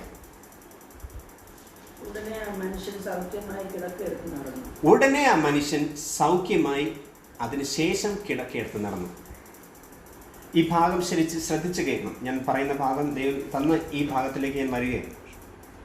അവന് സൗഖ്യം കിട്ടി എന്നവന് മനസ്സിലായപ്പോഴാണ് അവൻ കിടക്കയെടുത്തത്. കർത്താവ് പറഞ്ഞപ്പോഴും സൗഖ്യമായിട്ടില്ല. ആ സമയത്ത് സൗഖ്യമായി എന്ന് കർത്താവ് പറഞ്ഞപ്പോൾ, അല്ലെങ്കിൽ കിടക്കയെടുത്ത് നടക്കാൻ കർത്താവ് പറഞ്ഞപ്പോൾ അവൻ്റെ ജീവിതത്തിൽ ഒരു സൗഖ്യം അവന് കിട്ടിയെന്ന് അവന് വ്യക്തമായി മനസ്സിലാക്കി. അവൻ്റെ ഡിഫിക്കൽറ്റി എന്തായിരുന്നു? അവന് സ്വയമേ ആ കുളത്തിലേക്ക് നടന്നു പോകാൻ, അല്ലെങ്കിൽ സ്വന്തമായി ചെയ്യാൻ പറ്റാത്തൊരവസ്ഥയാണ് അവൻ്റെ ആദ്യത്തെ വിഷയം. ഞാൻ അതിന് ആദ്യം പറഞ്ഞത് എന്താ രോഗമെന്ന് അവിടെ എഴുതിയിട്ടില്ല. എന്നാൽ അവിടെ കഴിഞ്ഞ 38 വർഷമായിട്ട് അവിടെ നിൽപ്പുണ്ട്. എന്നാൽ കർത്താവ് അവനോട് പറഞ്ഞു കിടക്കയെടുത്ത് നടക്കാം. പറഞ്ഞ ഉടൻ അവന് സൗഖ്യമായെന്ന് അവന് വ്യക്തമാക്കി മനസ്സിലായി. ഇനി 2 ഭാഗം ശ്രദ്ധിച്ച് കേൾക്കണം. ഒന്ന്, ദൂതൻ വന്നിരുന്നെങ്കിൽ, അല്ലെങ്കിൽ ദൂതൻ കുളം കലക്കുകയായിരുന്നെങ്കിൽ അവൻ എങ്ങനെ സൗഖ്യം കിട്ടും? അവന് സ്വയമേ പോകാൻ പറ്റുന്നില്ല. അവന് സ്വന്തമായി പോകാൻ പറ്റിയാൽ മാത്രമേ എല്ലാവരെക്കാട്ടും മുന്നേ അവൻ അവിടെ എത്തി, അവന് ആ കുളം കലക്കുന്ന സ്ഥലത്ത്, ദൂതൻ ഇളക്കിയ സ്ഥലത്ത് അവൻ എത്തിയാൽ മാത്രമേ വിടുതൽ കിട്ടുകയുള്ളൂ. എന്നാൽ അവൻ്റെ പ്രശ്നം, അവൻ്റെ ഡിഫിക്കൽറ്റി എന്ന് പറയുന്നത് അവന് സ്വന്തമായി പോകാൻ പറ്റുന്നില്ല. അവൻ പോകാൻ വേണ്ടി അവൻ ആഗ്രഹിച്ച് കടന്നു വരുമ്പോഴേക്കും അവന് തടസ്സമായിരിക്കുന്നത് അവനെ തന്നെ മൂടിക്കെട്ടിയിരിക്കുന്ന ഒരു പ്രശ്നമുണ്ട്. ആ പ്രശ്നത്തിനാണ് കർത്താവ് ആദ്യം വിടുതൽ കൊടുത്തത്. ഇവിടെ നമ്മൾ വായിച്ചൊരു മനസ്സിലാക്കണം. ദൂതൻ വന്ന് സൗഖ്യം കൊടുത്തു കഴിഞ്ഞാൽ, അല്ലെങ്കിൽ ദൂതനിൽ നിന്ന് കിട്ടുന്ന വിടുതലിൽ ഒന്ന് കിട്ടത്തില്ല. അതെന്താ കിട്ടാത്തതിൻ്റെ സംഭവം നമ്മൾ താഴെ വായിച്ചു വരുമ്പോൾ മനസ്സിലാകും. ദൂതനിൽ നിന്ന് കിട്ടുന്നത് വെറും രോഗസൗഖ്യമാണ്. എന്നാൽ കർത്താവ് യേശു ക്രിസ്തുവിൽ നിന്ന് കിട്ടുന്നത് സൗഖ്യം മാത്രമല്ല, പാപങ്ങളിൽ നിന്ന് മോചിപ്പിക്കാൻ കർത്താവിന് കഴിയും. യേശുവിൽ കൂടെ കിട്ടുന്ന ഒരു ഭാഗ്യമാണ് പാപത്തെ ക്ഷമിക്കാൻ കർത്താവിന് കഴിയും. ഡാഡി എടുത്ത ഭാഗത്തു നിന്ന് ഡാഡി അത് തന്നെ ആ ഭാഗം ഡാഡി ടച്ച് ചെയ്ത് പോയി. ജസ്റ്റ് ഒന്ന് ആ ഭാഗം വായിച്ചാൽ മനസ്സിലാകും. നമ്മൾ വചനം കേട്ട് പോകുമ്പോൾ ചിലപ്പോൾ ശ്രദ്ധിക്കാതെ പോകാം. 2-ാം അധ്യായത്തിലേക്ക്, മർക്കോസിന്റെ സുവിശേഷം 2-ാം അധ്യായത്തിൽ വരുമ്പോൾ കർത്താവ് ഇങ്ങനെയാണ് അവരോട് പറയുന്നത്. 5-ാം വാക്യത്തിൽ ഇങ്ങനെ എഴുതിയിരിക്കുന്നു, യേശു അവരുടെ വിശ്വാസം കണ്ടിട്ട് പക്ഷപാതക്കാരനോട്, മകനെ നിന്റെ പാപങ്ങൾ മോചിച്ചു തന്നിരിക്കുന്നു എന്ന് പറഞ്ഞു. അവിടെ ആ പക്ഷപാതക്കാരന് സൗഖ്യം കിട്ടാൻ്റെ ഫസ്റ്റ് റീസൺ, അവൻ്റെ പാപത്തിന് കർത്താവ് മോചിച്ചു കൊടുത്തു. പാപം മോചിച്ചു എന്ന്, പാപത്തിൽ നിന്നൊരു മോചനം കിട്ടിയപ്പോഴേക്കും അവന് രോഗത്തിൽ നിന്ന് അവന് സൗഖ്യം ലഭിച്ചു. അവൻ്റെ ജീവിതത്തിലെ തടസ്സമായിരുന്ന വിഷയം പാപമാണ്. ആ പാപത്തിൽ നിന്ന് അവനെ മോചിപ്പിച്ചപ്പോൾ അവൻ്റെ രോഗത്തിൽ നിന്ന് സൗഖ്യം കിട്ടി.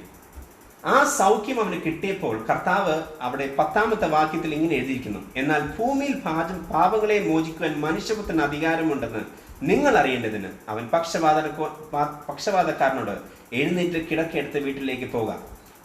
ഫസ്റ്റ് സംഭവം, യേശു ആദ്യം ചെയ്യുന്നത് ഏതൊരു വിടുതലിനും യേശുവിനെ കൊണ്ട് മാത്രം ചെയ്യാവുന്ന ഒരു സംഭവമാണ് പാപത്തിനെ മോചിപ്പിക്കുക, പാപത്തെ ക്ഷമിക്കുക. ആ പക്ഷപാതക്കാരന് കൊടുത്തതും ഇത് തന്നെയാണ്. കർത്താവ് ആദ്യം അവന് ചെയ്യുന്നത് പാപത്തെ ക്ഷമിച്ചു.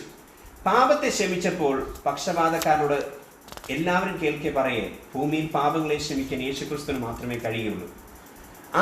ആ ഫസ്റ്റ് സംഭവം കർത്താവ് മാറ്റിയപ്പോൾ, പാപത്തെ ക്ഷമിച്ചു കഴിഞ്ഞപ്പോൾ അവന്റെ രോഗം സൗഖ്യമാക്കുകയും എല്ലാവരും കാണുകയും പക്ഷപാതക്കാരൻ കിടക്കെടുത്ത് നടക്കാൻ കർത്താവ് പറഞ്ഞു.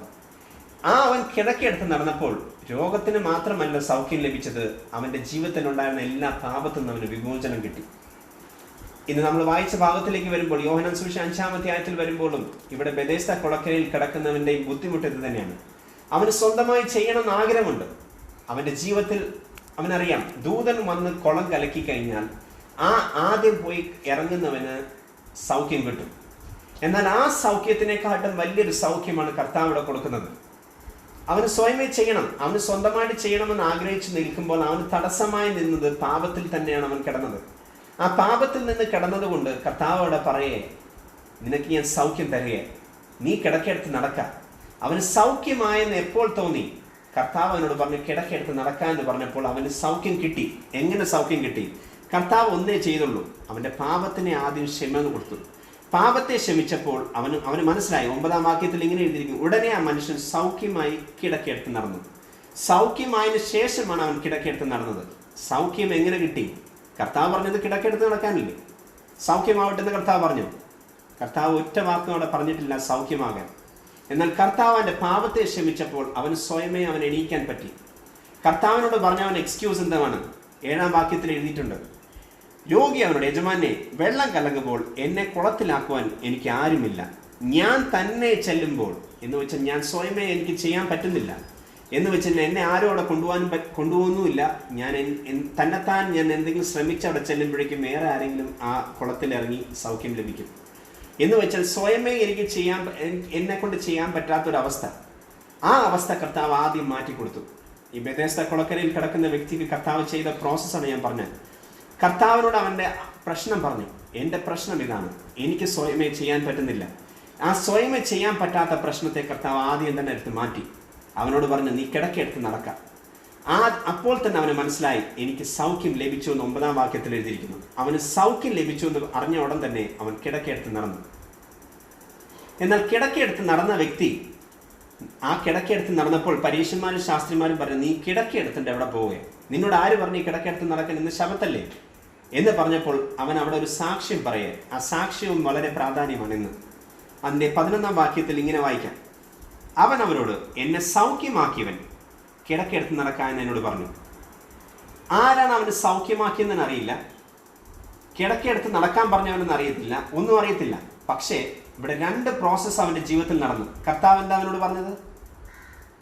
കർത്താവ് പറഞ്ഞ സെന്റൻസ് ശ്രദ്ധിച്ച് കേൾക്കണം. അതുകൊണ്ടാണ് ഞാൻ 9-ാം വാക്യത്തിലും 7-ാം വാക്യവും ടച്ച് ചെയ്ത് പോകുന്നത്. കർത്താവ് എന്നോട് പറഞ്ഞത് കിടക്കെടുത്ത് നടക്കാമെന്ന് മാത്രമേ പറഞ്ഞുള്ളൂ. എന്നാൽ അവന് സാക്ഷ്യം പറയാനുള്ളൊരു 2 സംഭവമാണ്. കിടക്ക മാത്രമല്ല എന്നോട് എടുത്തു മാറ്റാൻ പറഞ്ഞത്, കിടക്ക മാത്രമല്ല എടുത്തുകൊണ്ട് പോകാൻ പറഞ്ഞത്, എന്നെ സൗഖ്യമാക്കിയവൻ കിടക്കെടുത്ത് നടക്കാമെന്ന് പറഞ്ഞു. ഇതാണ് സാക്ഷ്യം. അവൻ്റെ ജീവിതത്തിൽ നമ്മളാണെങ്കിൽ എന്താ പറയാ, നിന്നോട് ആരെ കിടക്കെടുത്തോണ്ട് നടക്കാൻ പറഞ്ഞെന്ന് പറഞ്ഞു കഴിഞ്ഞാൽ, കിടക്കെടുത്തോണ്ട് നടക്കാൻ എന്നോട് ഒരാൾ പറഞ്ഞു, അതുകൊണ്ട് ഞാൻ എടുത്ത് നടക്കണമെന്നേ ഉള്ളതെന്ന് പറയും. പക്ഷെ അവന് പറയാനുള്ളത് ഒറ്റ സംഭവമാണ്. 2 കാര്യങ്ങൾ ചേർത്ത് അവൻ ഒറ്റ കാര്യത്തിനോട് പറഞ്ഞു, എന്നെ സൗഖ്യമാക്കിയവൻ എന്നോട് പറഞ്ഞു കിടക്കെടുത്ത് നടക്കാം. ഒരുവൻ എന്നോട് പറഞ്ഞു, അവന് പേരറിയത്തില്ല, ആരാണ് അവന് സൗഖ്യമാക്കിയവനെന്നോ കിടക്കെടുത്ത് നടക്കാൻ പറഞ്ഞവനോ വ്യക്തിയുടെ പേരറിയില്ല. പക്ഷേ അവനിവിടെ പറയുന്ന ഒരു സംഭവം ശ്രദ്ധിച്ച് കേൾക്കണം. എന്നെ സൗഖ്യമാക്കിയവനാണ് എന്നോട് പറഞ്ഞത് കിടക്കെടുത്ത് നടക്കാം എന്ന് വെച്ചാൽ എനിക്ക് കിട്ടിയ വിടുതൽ ആ വ്യക്തിയിൽ കൂടെയാണ്. ആ വ്യക്തിയാണ് എനിക്ക് സൗഖ്യം തന്നത്. ആ സൗഖ്യം തന്ന വ്യക്തി എന്നോട് പറഞ്ഞാൽ പിന്നെ എനിക്ക് കിടക്കെടുത്ത് നടന്നുകൂടെ? കാരണം ഞാൻ എന്തിനാണ് ഇവിടെ വന്ന് ബെഥേസ്ദ കുളക്കരയിൽ കഴിഞ്ഞ 38 വർഷം കൊണ്ട് കിടക്കുന്നത്? ഈ ഒരു സൗഖ്യത്തിന് വേണ്ടിയാണ് ഞാൻ ഇത്രയും നാളും കിടന്നത്. എന്നാൽ ആ സൗഖ്യം തന്ന ആ വ്യക്തിയാണ് എന്നോട് പറയുന്നത് കിടക്കെടുത്ത് നടക്കുക. ആരെന്നോട് പറഞ്ഞാലും കിടക്കെടുത്ത് നടക്കാമെന്ന് പറഞ്ഞ വ്യക്തിക്കാണ് പ്രാധാന്യം. അതുകൊണ്ട് ഞാൻ പറയേ, എന്നെ സൗഖ്യമാക്കിയവനാണ് എന്നോട് പറഞ്ഞത് കിടക്കെടുത്ത് നടക്കാം. ആരെല്ലാം എനിക്ക് തടസ്സമായി നിന്നാലും, ഏതെല്ലാം വിഷയത്തിന് എനിക്ക് തടസ്സമായി നിന്നാലും സൗഖ്യമാക്കിയവൻ എന്നോട് പറഞ്ഞിട്ടുണ്ട് കിടക്കെടുത്ത് നിൽക്കാം. കഴിഞ്ഞ 38 വർഷമായി ഞാൻ ഈ കൊടക്കഴയിൽ കിടക്കുക. എന്തിനാ? ഈ സൗഖ്യത്തിന് വേണ്ടി. എന്നാൽ ദൂതൻ വന്നിട്ട് പോലും എനിക്ക് പോകാൻ പറ്റാത്തതിൻ്റെ ഡിഫിക്കൽറ്റിക്ക് ആ വ്യക്തിയിൽ കൂടെ എനിക്ക് കിട്ടിയതാണ് ഈ സൗഖ്യം. അതുകൊണ്ട് ആ സൗഖ്യമാക്കിയവൻ പറഞ്ഞാൽ പിന്നെ ഞാൻ എന്തിനാ ഇവിടെ കിടക്കേണ്ട കാര്യം? ഞാൻ കഴിഞ്ഞ നാളുകളെല്ലാം എൻ്റെ സമയം വെറുതെ വേസ്റ്റാക്കി ഇവിടെ കിടക്കുക. പക്ഷെ ആ വ്യക്തിയിൽ കൂടെ കിട്ടിയതാണ് എനിക്ക് ഈ സൗഖ്യം. അങ്ങനെ ആ വ്യക്തിയിൽ കൂടെ കിട്ടിയ സൗഖ്യമാണെങ്കിൽ ആ സൗഖ്യം തന്ന വ്യക്തി പറഞ്ഞാൽ ഞാൻ അതനുസരിക്കാൻ ബാധ്യസ്ഥനാണ്. അതുകൊണ്ട് ഞാൻ ഇനി ഇവിടെ കിടക്കാനുള്ളവനുമല്ല. ഈ ശബത്തായാലും എന്തുവായാലും, ശബത്ത് മനുഷ്യരിൽ കൂടെ ഉണ്ടാക്കിയെന്ന് കർത്താവ് വ്യക്തമാക്കി മർക്കോസ് സുവിശേഷം 2:10 തന്നെ പറയുന്നു. എന്നാൽ ഈ ശബത്തായാൽ പോലും ഞാനിവിടെ വന്ന് കിടന്നതിൻ്റെ ഉദ്ദേശം ഈ സൗഖ്യത്തിന് വേണ്ടിയാണ്. എന്നാൽ ഈ സൗഖ്യം ആ വ്യക്തിയിൽ കൂടെ കിട്ടിയെങ്കിൽ പിന്നെ ഞാനിവിടെ കിടക്കേണ്ട കാര്യമില്ല. അതുകൊണ്ട് ആരെല്ലാം എന്തെല്ലാം പറഞ്ഞാലും എന്നോട് പറഞ്ഞ വ്യക്തി, സൗഖ്യമാക്കിയ വ്യക്തി, ഞാൻ കിടക്കെടുത്ത് ഞാൻ നടക്കുക. എനിക്ക് പറയാനുള്ള ഒറ്റ സാക്ഷ്യം ഇത്രയേ ഉള്ളൂ. എന്നാൽ അവിടെ ഉള്ളവരെല്ലാവരും അവന് പിടിച്ചു നിർത്തിയിട്ട് ചോദിക്കുക, നിന്നെ അടുത്ത് കിടക്കെടുത്ത് നടക്കാൻ പറഞ്ഞ വ്യക്തി ആരാന്ന് വ്യക്തമാക്കി പറയണം. എന്നാൽ അവന് പേര് പറയില്ല, ആരാണെന്ന് ഒന്നും അറിയത്തില്ല. പക്ഷേ അവൻ നേരെ ചെന്നത് വേറെ ഒരിടത്തുമല്ല, ദൈവാലയത്തിൽ ചെന്നിട്ട് ആ കർത്താവിനെ ആരാധിക്കുവാൻ അല്ലെങ്കിൽ കർത്താവിനെ കുറിച്ച് നന്ദി പറയാൻ വേണ്ടി ചെല്ലുന്ന ഒരു ഭാഗമാണ് നമ്മൾ വായിച്ച 14-ാം വാക്യം. ഒന്ന് വായിക്കാം. ഇനി നമ്മൾ 14-ാം വാക്യത്തിലേക്ക് കടന്നു വരാം. അനന്തരം യേശു അവനെ ദൈവാലയത്തിൽ വെച്ച് കണ്ടു. അവനോട്, നോക്കൂ, നിനക്ക് സൗഖ്യമായല്ലോ, അധികം തിന്മയാൽ ഭവിക്കാതിരിക്കാൻ ഈ പാപം ചെയ്യരുത്. അനന്തരം യേശു അവനെ ദൈവാലയത്തിൽ വെച്ച് കണ്ടു. എവിടെയാണ് ഈ രണ്ടുപേരും കണ്ടുമുട്ടിയത്? ദൈവത്തിൻ്റെ ആലയത്തിൽ വെച്ച്. ദൈവാലയത്തിൽ വെച്ച് കണ്ട വ്യക്തി കഴിഞ്ഞ 38 വർഷമായി ദൈവാലയവും കണ്ടിട്ടില്ല, ഒന്നും കാണാതെ ഈ രോഗവും പിടിച്ച് കഷ്ടപ്പാടും പിടിച്ച് അവിടെ കിടക്കുകയാണ്. ദൈവാലയത്തിനും പോയിട്ടില്ല, ദൈവത്തെ ആരാധിച്ചിട്ടില്ല, ദൈവത്തോട് നന്ദിയും പറയാനുള്ള അവസരം കിട്ടിയിട്ടില്ല. എന്നാൽ അവന് ദൈവം ഒരു സൗഖ്യം കൊടുത്തെന്ന് വ്യക്തമാക്കി അറിയാം. പക്ഷെ ആരാണ് ഈ വ്യക്തി എന്ന് വ്യക്തമായി അറിയാത്ത വ്യക്തി ആദ്യം ചെന്നത് ദൈവാലയത്തിൽ ചെന്നിട്ട് ദൈവത്തെ നന്ദി പറയാൻ അല്ലെങ്കിൽ ദൈവത്തോട് തനിക്ക് കിട്ടിയ വിടുതൽ അറിയിക്കുവാൻ വേണ്ടി നന്ദി പറയാൻ വേണ്ടി ചെന്നപ്പോൾ അവൻ കണ്ടത് യേശുവിനെ അവിടെ വെച്ചാണ്. യേശുവിനെ അവിടെ വെച്ച് കണ്ടിട്ട് അവിടെ എഴുതിയിരിക്കുന്നത് ഇങ്ങനെയാണ്: അനന്തരം യേശു അവനെ ദേവാലയത്തിൽ വെച്ച് കണ്ടവനോട്, നോക്കൂ, നിനക്ക് സൗഖ്യമായല്ലോ, അധികം തിന്മയായത് ഭവിക്കാതിരിപ്പാൻ ഇനി പാപം ചെയ്യരുത് എന്ന് വെച്ച് കഴിഞ്ഞാൽ കുറച്ചുകൂടെ വ്യക്തമാക്കി ആ വചനത്തിൽ പറഞ്ഞാൽ വിടുതൽ കിട്ടി, അനുഗ്രഹം കിട്ടി, രോഗത്തിന് സൗഖ്യം കിട്ടി, എല്ലാം കിട്ടി. നിനക്ക് കിട്ടേണ്ടതെല്ലാം കിട്ടി. കഴിഞ്ഞ 38 വർഷം നീ കഷ്ടം അനുഭവിച്ചു, നീ അവിടെ എവിടെ കിടന്നോ ആ അവസ്ഥയിൽ നിന്ന് നിന്നെ ഞാൻ വിളിച്ച് വേർതിരിച്ചു, നിന്നെ വീണ്ടെടുത്തു. ഇനി നീ അവിടെ കിടക്കേണ്ടവനല്ല എന്ന് പറഞ്ഞിട്ട് നിന്നോട് ഞാൻ വ്യക്തമായിട്ട് പറയും, നീ കിടന്ന 38 വർഷമായി കിടക്കുന്ന ആ കിടക്കയും എടുത്ത് നിന്നോട് അവിടെ നിന്ന് ഞാൻ കടന്നു പോകാൻ പറഞ്ഞു. ഇനി നീ അവിടെ കിടക്കേണ്ട വ്യക്തിയല്ല. ഇത്രയും വലിയൊരു വിടുതൽ, കഴിഞ്ഞ 38 വർഷമായി കിടന്ന ഒരു വിടുതൽ നിനക്ക് കിട്ടിയിട്ടുണ്ടെങ്കിൽ ഇനി നീ അറിയേണ്ട ഒരു സത്യമുണ്ട്. സത്യം ഇതാണ്: നീ സൗഖ്യമായല്ലോ, നിനക്ക് സൗഖ്യമായല്ലോ, അധികം തിന്മയായി ഭവിക്കാതിരിക്കാൻ ഇനി നീ പാപം ചെയ്യരുത്. നിനക്ക് സ്വന്തമായി ചെയ്യാൻ പറ്റാതിരുന്ന വിഷയം അല്ലെങ്കിൽ നിന്നെക്കൊണ്ട് ചെയ്യാൻ പറ്റാതിരുന്നതിൻ്റെ ഒറ്റ കാരണം നിന്റെ ജീവിതത്തിലെ പാപങ്ങളായിരുന്നു. ദൂതൻ വന്നാൽ നിനക്ക് തരാൻ പറ്റുന്നത് വെറും രോഗസൗഖ്യമാണ്. എന്നാൽ മനുഷ്യപുത്രനിൽ കൂടെ കിട്ടുന്നത് നിനക്ക് രോഗസൗഖ്യം മാത്രമല്ല, പാപങ്ങളെയും കൂടെ ക്ഷമിക്കാൻ കഴിയും. ഡാഡി എടുത്ത ഭാഗത്തിലും ഡാഡി 15-ാം വാക്യമാണ് എടുത്ത് ലേവിയുടെ മകനായ മത്തായിയുടെ കാര്യമായിരുന്നു പറയാനിരുന്നത്. എന്നാൽ ദൈവത്തിൻ്റെ ആലോചന കുറച്ചുകൂടെ മേലിലേക്ക് കൊണ്ടുപോയി അവിടെ കൂടെ നമ്മളെ ഒന്നുകൂടെ ടച്ച് ചെയ്ത് കൊണ്ടുവന്ന ഭാഗമാണ്. ഈ ഭൂമിയിൽ യേശുക്രിസ്തുവിൽ കൂടെ മാത്രം ലഭിക്കുന്ന, മനുഷ്യപുത്രനിൽ കൂടെ ലഭിക്കുന്ന ഒരു സംഭവം രോഗസൗഖ്യമല്ല, പാപത്തെ ക്ഷമിക്കാൻ കഴിയും. ദൂതന് കുളം കലക്കാൻ കഴിയും, പക്ഷെ പാപത്തെ ക്ഷമിക്കാൻ കഴിയില്ല. ഈ വ്യക്തിക്ക് കഴിഞ്ഞ 38 വർഷം കൊണ്ട് അവിടെ കിടന്നപ്പോഴും ദൂതനിൽ കൂടെ കിട്ടുന്ന വിടുതലിനെക്കാട്ടും വലിയൊരു വിടുതലാണ് കഴിഞ്ഞ 38 വർഷം കഴിഞ്ഞിട്ട് കർത്താവ് കൊടുത്തൊരു വിടുതൽ, പാപത്തിൽ നിന്നൊരു വിടുതൽ. ആ പാപത്തിൽ നിന്ന് കൊടുത്ത വിടുതലിൽ കൂടെ കിട്ടിയതാണ് രോഗസൗഖ്യം. അതുകൊണ്ടാണ് കർത്താവ് വ്യക്തമാക്കി അവനോട് പറഞ്ഞത്, നിനക്ക് സൗഖ്യം കിട്ടിയല്ലോ, ഇനി നിനക്ക് വേഴ്സാവാതിരിക്കണം അല്ലെങ്കിൽ തിന്മയായി ഭവിക്കാതിരിക്കണമെങ്കിൽ നീ എങ്ങനെ ജീവിക്കണം? ഇനി നീ പാപം ചെയ്യരുത്. ദൈവം നമ്മളെ വീണ്ടെടുത്തിട്ടുണ്ടെങ്കിൽ, നമ്മളെ പാപത്തിൽ നിന്ന്, നമ്മളെ ക്രൂശിൽ നിന്ന് നമ്മളെ വീണ്ടെടുത്തിട്ടുണ്ടെങ്കിൽ ഇനി നമ്മൾ ആ തിന്മയായത് അല്ലെങ്കിൽ ദൈവത്തിന് ഇഷ്ടമില്ലാത്ത നമ്മൾ ഇനി ചെയ്യാൻ ഇടവരരുത്. നമുക്ക് വിടുതൽ കിട്ടി, രോഗം സൗഖ്യം കിട്ടി, നന്മ കിട്ടി, അനുഗ്രഹം കിട്ടി. ഇനിയും പഴയതുപോലെ നമ്മളാകാൻ ദൈവം നമ്മളെക്കുറിച്ച് ആഗ്രഹിക്കുന്നില്ല. കർത്താവ് നമ്മളെക്കുറിച്ച് ആഗ്രഹിക്കുന്നത് ദൂതൽ നിന്ന് കിട്ടുന്നതിനെക്കാട്ടും വലിയൊരു വിടുതലാണ് കർത്താവിൽ കൂടെ നമുക്ക് കിട്ടുന്നത്. കർത്താവ് നേരിട്ട് വന്ന് ഈ വ്യക്തിക്ക് സൗഖ്യം കൊടുത്തതിൻ്റെ ഒറ്റ ഒരു കാരണം അവൻ്റെ ഡിഫിക്കൽറ്റി അവൻ വ്യക്തമാക്കി കർത്താവിനോട് പറഞ്ഞു. അവന് സ്വന്തമായി ചെയ്യാൻ പറ്റാത്തൊരു ഡിഫിക്കൽറ്റി അവൻ്റെ ജീവിതത്തിലുണ്ട്. ആ സ്വന്തമായി ചെയ്യാൻ പറ്റാത്ത കാരണം അവൻ എന്തെങ്കിലും ചെയ്യണമെന്ന് ആഗ്രഹിച്ചു വരുമ്പോൾ മറ്റുള്ളവർ ആ അനുഗ്രഹം തട്ടിപ്പറിച്ചുകൊണ്ട് പോവുകയാണ്. അവൻ്റെ ജീവിതത്തിൽ കിട്ടാതെ പോകുന്ന നന്മകൾ അനുഗ്രഹങ്ങളാക്കാം. പക്ഷേ കർത്താവിൽ നിന്ന് കിട്ടുന്ന വിടുതൽ എന്ന് പറഞ്ഞു കഴിഞ്ഞാൽ അവൻ പൂർണ്ണ വിടുതലുമാണ്. അതോടൊപ്പം തന്നെ രോഗത്തിൽ നിന്നുള്ള സൗഖ്യം മാത്രമല്ല, പാപത്തിൽ നിന്നൊരു വിമോചനമാണ്. നമ്മളെപ്പോഴും അറിഞ്ഞിരിക്കേണ്ട ഒരു സംഭവമാണ്, കർത്താവിൽ നിന്ന് നമ്മൾ അപേക്ഷിക്കും. ഈ ഭൂമിയിലുള്ള നന്മകൾ മാത്രമല്ല, അല്ലെങ്കിൽ ഭൂമിയിൽ നിന്ന് വിടുതൽ മാത്രമല്ല, ഈ ഭൂമിയിൽ നിന്നുള്ള അനുഗ്രഹങ്ങൾ മാത്രമല്ല, കർത്താവിൽ നിന്ന് നമുക്ക് കിട്ടുന്ന ഏക ഒരു സംഭവം അത് യേശു ക്രിസ്തുവിൽ മാത്രം, അല്ലെങ്കിൽ മനുഷ്യപുത്രനിൽ മാത്രം കിട്ടുന്ന ഒരു സംഭവമാണ്. നമ്മൾ അതുകൊണ്ടാണ് ഡാഡി വായിച്ച മർക്കോസിന്റെ സുവിശേഷം 2-ാം അധ്യായത്തിന്റെ അതിന്റെ ആ ഭാഗം ഇങ്ങനെ എഴുതിയിരിക്കുന്നു. 2-ാം അധ്യായത്തിന്റെ 10-ാം വാക്യം, എന്നാൽ ഭൂമിയിൽ പാപങ്ങളെ മോചിക്കുവാൻ മനുഷ്യപുത്രനും അധികാരമുണ്ടെന്ന് എല്ലാവരും അറിയണം. രോഗത്തിന് മാത്രമല്ല സൗഖ്യം. അതുകൊണ്ടാണ് പത്രോസിന്റെ ലേഖനം 1 പത്രോസ് 2-ാം അധ്യായത്തിൽ എഴുതിയിരിക്കുന്നത്, അവന്റെ അടിപ്പിണരാൽ നിങ്ങൾക്ക് സൗഖ്യം ലഭിച്ചു. എങ്ങനെ നമുക്ക് സൗഖ്യം ലഭിച്ചു? കർത്താവ് ക്രൂശിൽ മരിച്ചോടെ നമുക്ക് കിട്ടിയതാണ് പാപമോചനവും രോഗത്തിൽ നിന്നുള്ള സൗഖ്യവും. എന്നാൽ യേശു ക്രിസ്തുവിൽ മാത്രം കിട്ടുന്ന ഏതൊരു സംഭവം സൗഖ്യം മാത്രമല്ല, പാപത്തെ ക്ഷമിക്കാൻ യേശു ക്രിസ്തുവിന് മാത്രമേ സാധിക്കുള്ളൂ. നമ്മൾ യേശുവിനോട് പറയുന്ന ഏത് പാപങ്ങളും കർത്താവ് ക്ഷമിക്കുന്നുണ്ടെങ്കിൽ കർത്താവ് ഒന്നും കൂടെ നമ്മളെക്കുറിച്ച് ആഗ്രഹിക്കുന്നു, അധികം തിന്മയായി ഭവിക്കാതിരിക്കാൻ. അല്ലെങ്കിൽ കർത്താവിൽ നിന്ന് നമുക്ക് കിട്ടിയ ഒരു മോചനമാണ് പാപത്തെ ക്ഷമിക്കാൻ. പാപം നമ്മളെ ക്ഷമിച്ചു കഴിഞ്ഞ ശേഷം നമ്മൾ പിന്നെയും തിന്മയായത് ചെയ്യാതിരിക്കാൻ ഇനി നാം പാപം ചെയ്യരുത്. നമ്മൾ കർത്താവിൻ്റെ സന്നിധിയിൽ വന്ന് കർത്താവിനോട് മാപ്പ് പറയുകയും കർത്താവിനോട് ക്ഷമ ചോദിക്കുകയും എല്ലാം ചെയ്തതിനു ശേഷം പിന്നെയും നമ്മൾ ചെയ്യാതിരിക്കാൻ കർത്താവ് ആഗ്രഹിക്കുന്നതാണ്. ഇനി നാം പാപം ചെയ്യാതിരിക്കണം. കാരണം കർത്താവ് വ്യക്തമായിട്ട് പറയുകയാണ്, ഇനി തിന്മയായത് ഭവിക്കാതിരിക്കാൻ. ഇതിനെക്കാട്ടും വേഴ്സായി ഭവിക്കാതിരിക്കാൻ. നമ്മൾ കർത്താവിൽ നിന്ന് വിടുതൽ കിട്ടി, അനുഗ്രഹം കിട്ടി, എല്ലാം കിട്ടി. പക്ഷെ ഇനിയും പഴയതുപോലെ ആയിത്തീരുവാൻ ദൈവം നമ്മളെക്കുറിച്ച് ആഗ്രഹിക്കുന്നില്ല. നമ്മൾ കർത്താവിൽ നിന്ന് വീണ്ടെടുക്കപ്പെട്ട ജനമായി ദൈവമക്കളായി നമ്മളെ മാറ്റി തീർത്തപ്പോൾ വിടുതൽ മാത്രമല്ല, രോഗത്തിൽ നിന്നുള്ള വിടുതൽ, ഈ ഭൂമിയിൽ നിന്നുള്ള അനുഗ്രഹം മാത്രമല്ല, ഭൂമിയിൽ വെച്ച് കർത്താവ് നമ്മുടെ പാപങ്ങളെ ക്ഷമിച്ചു കഴിഞ്ഞാൽ സ്വർഗത്തിലേക്ക് അല്ലെങ്കിൽ നരകത്തിലേക്ക് നമ്മുടെ മരണശേഷം കിട്ടാത്തൊരു സാധനമാണ് പാപമോചനം. ഈ ഭൂമിയിൽ നമ്മൾ മനുഷ്യനായി ഈ ഭൂമിയിൽ ഇരിക്കുമ്പോൾ മാത്രമാണ് പാപത്തിൽ നിന്നൊരു മോചനം കിട്ടത്തുള്ളൂ. നമ്മുടെ മരണശേഷമോ അല്ലെങ്കിൽ കർത്താവ് വന്നതിന് ശേഷം പിന്നെ ഒരു മോചനമില്ല. പാപത്തിൽ നമുക്കൊരു വിമോചനമില്ല.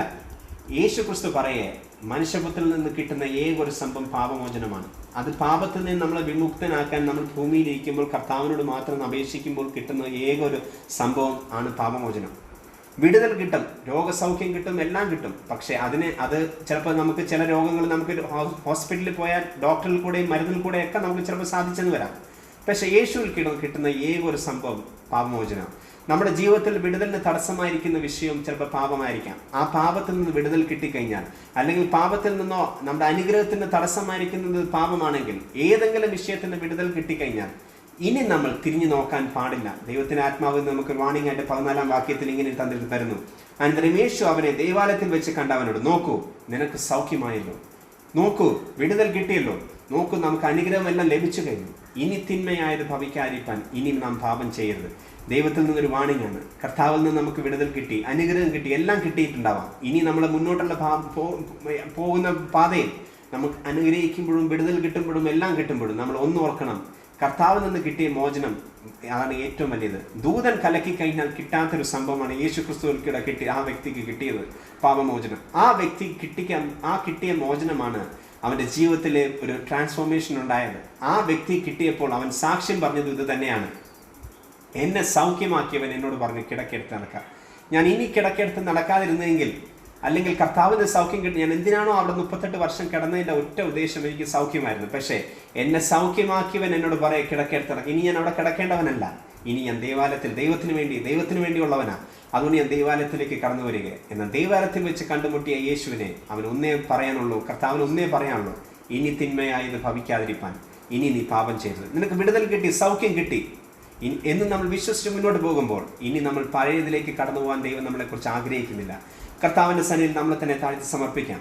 ദൈവം നമ്മളെക്കുറിച്ച് ആഗ്രഹിക്കുന്നത് കർത്താവിൽ നിന്നാണ് നമുക്കൊരു വിടുതൽ കിട്ടിയെങ്കിൽ, യേശു നേരിട്ട് നമുക്കൊരു വിടുതൽ തന്നിട്ടുണ്ടെങ്കിൽ, മനുഷ്യരിൽ കൂടെ കഴിയാത്തൊരു സംഭവമാണ് കർത്താവിൽ നിന്ന് കിട്ടുന്ന വിടുതൽ. അത് പാപമോചനവുമാണ്. അതിൽ കൂടെ കിട്ടിയ ഒരു വിടുതൽ നമുക്ക് കിട്ടിയിട്ടുണ്ടെങ്കിൽ തീർച്ചയായും കർത്താവ് നമ്മളെക്കുറിച്ച് ആഗ്രഹിക്കുന്നത് ഈ സൗഖ്യവും അല്ലെങ്കിൽ ഈ വിടുതൽ കിട്ടിയതിന് ശേഷം ഇനി തിന്മയായത് നമ്മുടെ ജീവിതത്തിൽ ഭവിക്കാതിരിക്കണമെങ്കിൽ തീർച്ചയായും കർത്താവ് നമ്മളെക്കുറിച്ച് ആഗ്രഹിക്കുന്നവർ ഇനി പാപം ചെയ്യാതെ ആ സത്യത്തിൻ്റെ പാതയിൽ തന്നെ നമ്മളെ മുന്നോട്ട് നയിക്കുവാൻ കർത്താവിൻ്റെ ആത്മാവിനെ പ്രാപിച്ച് അതനുസരിച്ച് നമ്മൾ ആ വഴിയിൽ കൂടെ കടന്നു പോവുകയാണെങ്കിൽ തീർച്ചയായും ദൈവം നമ്മളെക്കുറിച്ച് ആഗ്രഹിക്കുന്ന പോലെ ആ നിത്യതയിൽ എത്തിക്കാൻ ദൈവം നമ്മളെക്കുറിച്ച് ആഗ്രഹിക്കുന്ന പോലെ ആ പാതയിൽ തന്നെ നടത്തി നമ്മളെ അതിൽ എത്തിക്കാൻ ദൈവത്തിന് കഴിയും. അതിൽ തന്നെ വിശ്വസിച്ച് നമുക്ക് മുന്നോട്ട് പോകാം. ദൈവം നമ്മെ അനുഗ്രഹിക്കുമാറാകട്ടെ.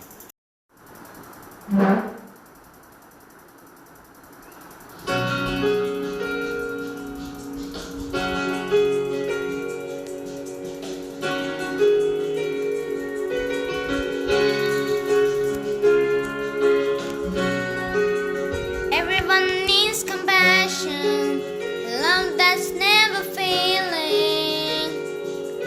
Let mercy follow me. Everyone needs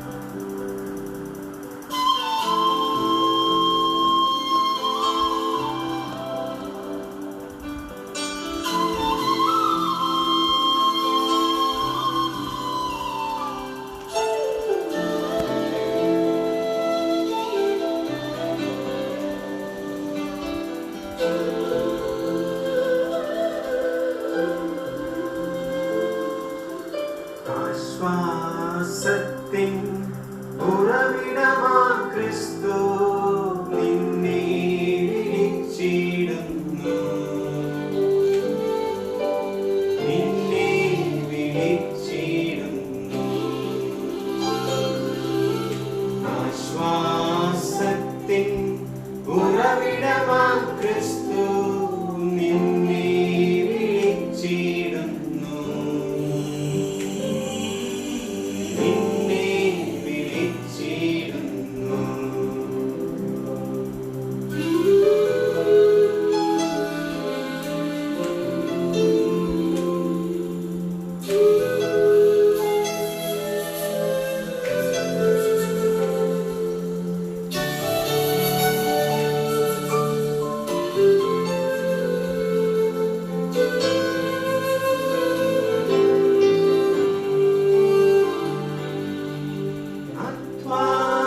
അധ്വാനഭാരത്താൽ വലയുന്നോരേ,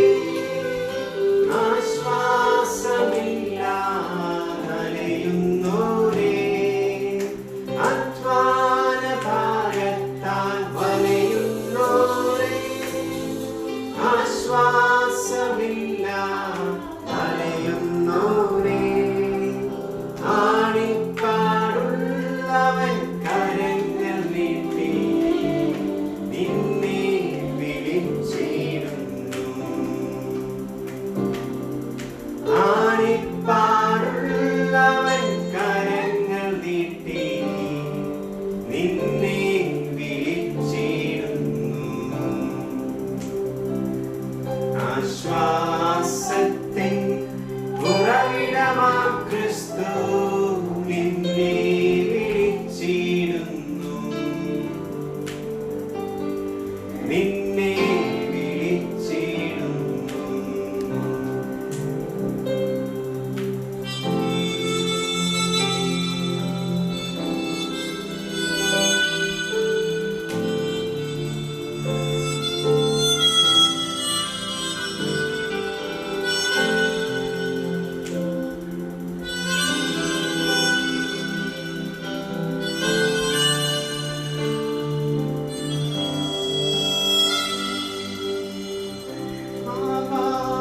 പാപാന്തകാരത്താൽ വലയുന്നോരേ, രോഗങ്ങളാൽ മനം തകർന്നവരേ, പാപാന്തകാരത്താൽ കഴിയുന്നോരേ, രോഗങ്ങളാൽ മനം തകർന്നവരേ, നിന്നെ രക്ഷിപ്പാൻ അവൻ കരങ്ങൾ എന്നെന്നും മതിയായവൻ. നിന്നെ രക്ഷിപ്പാൻ അവൻ കരങ്ങൾ എന്നെന്നും മതിയായവൻ.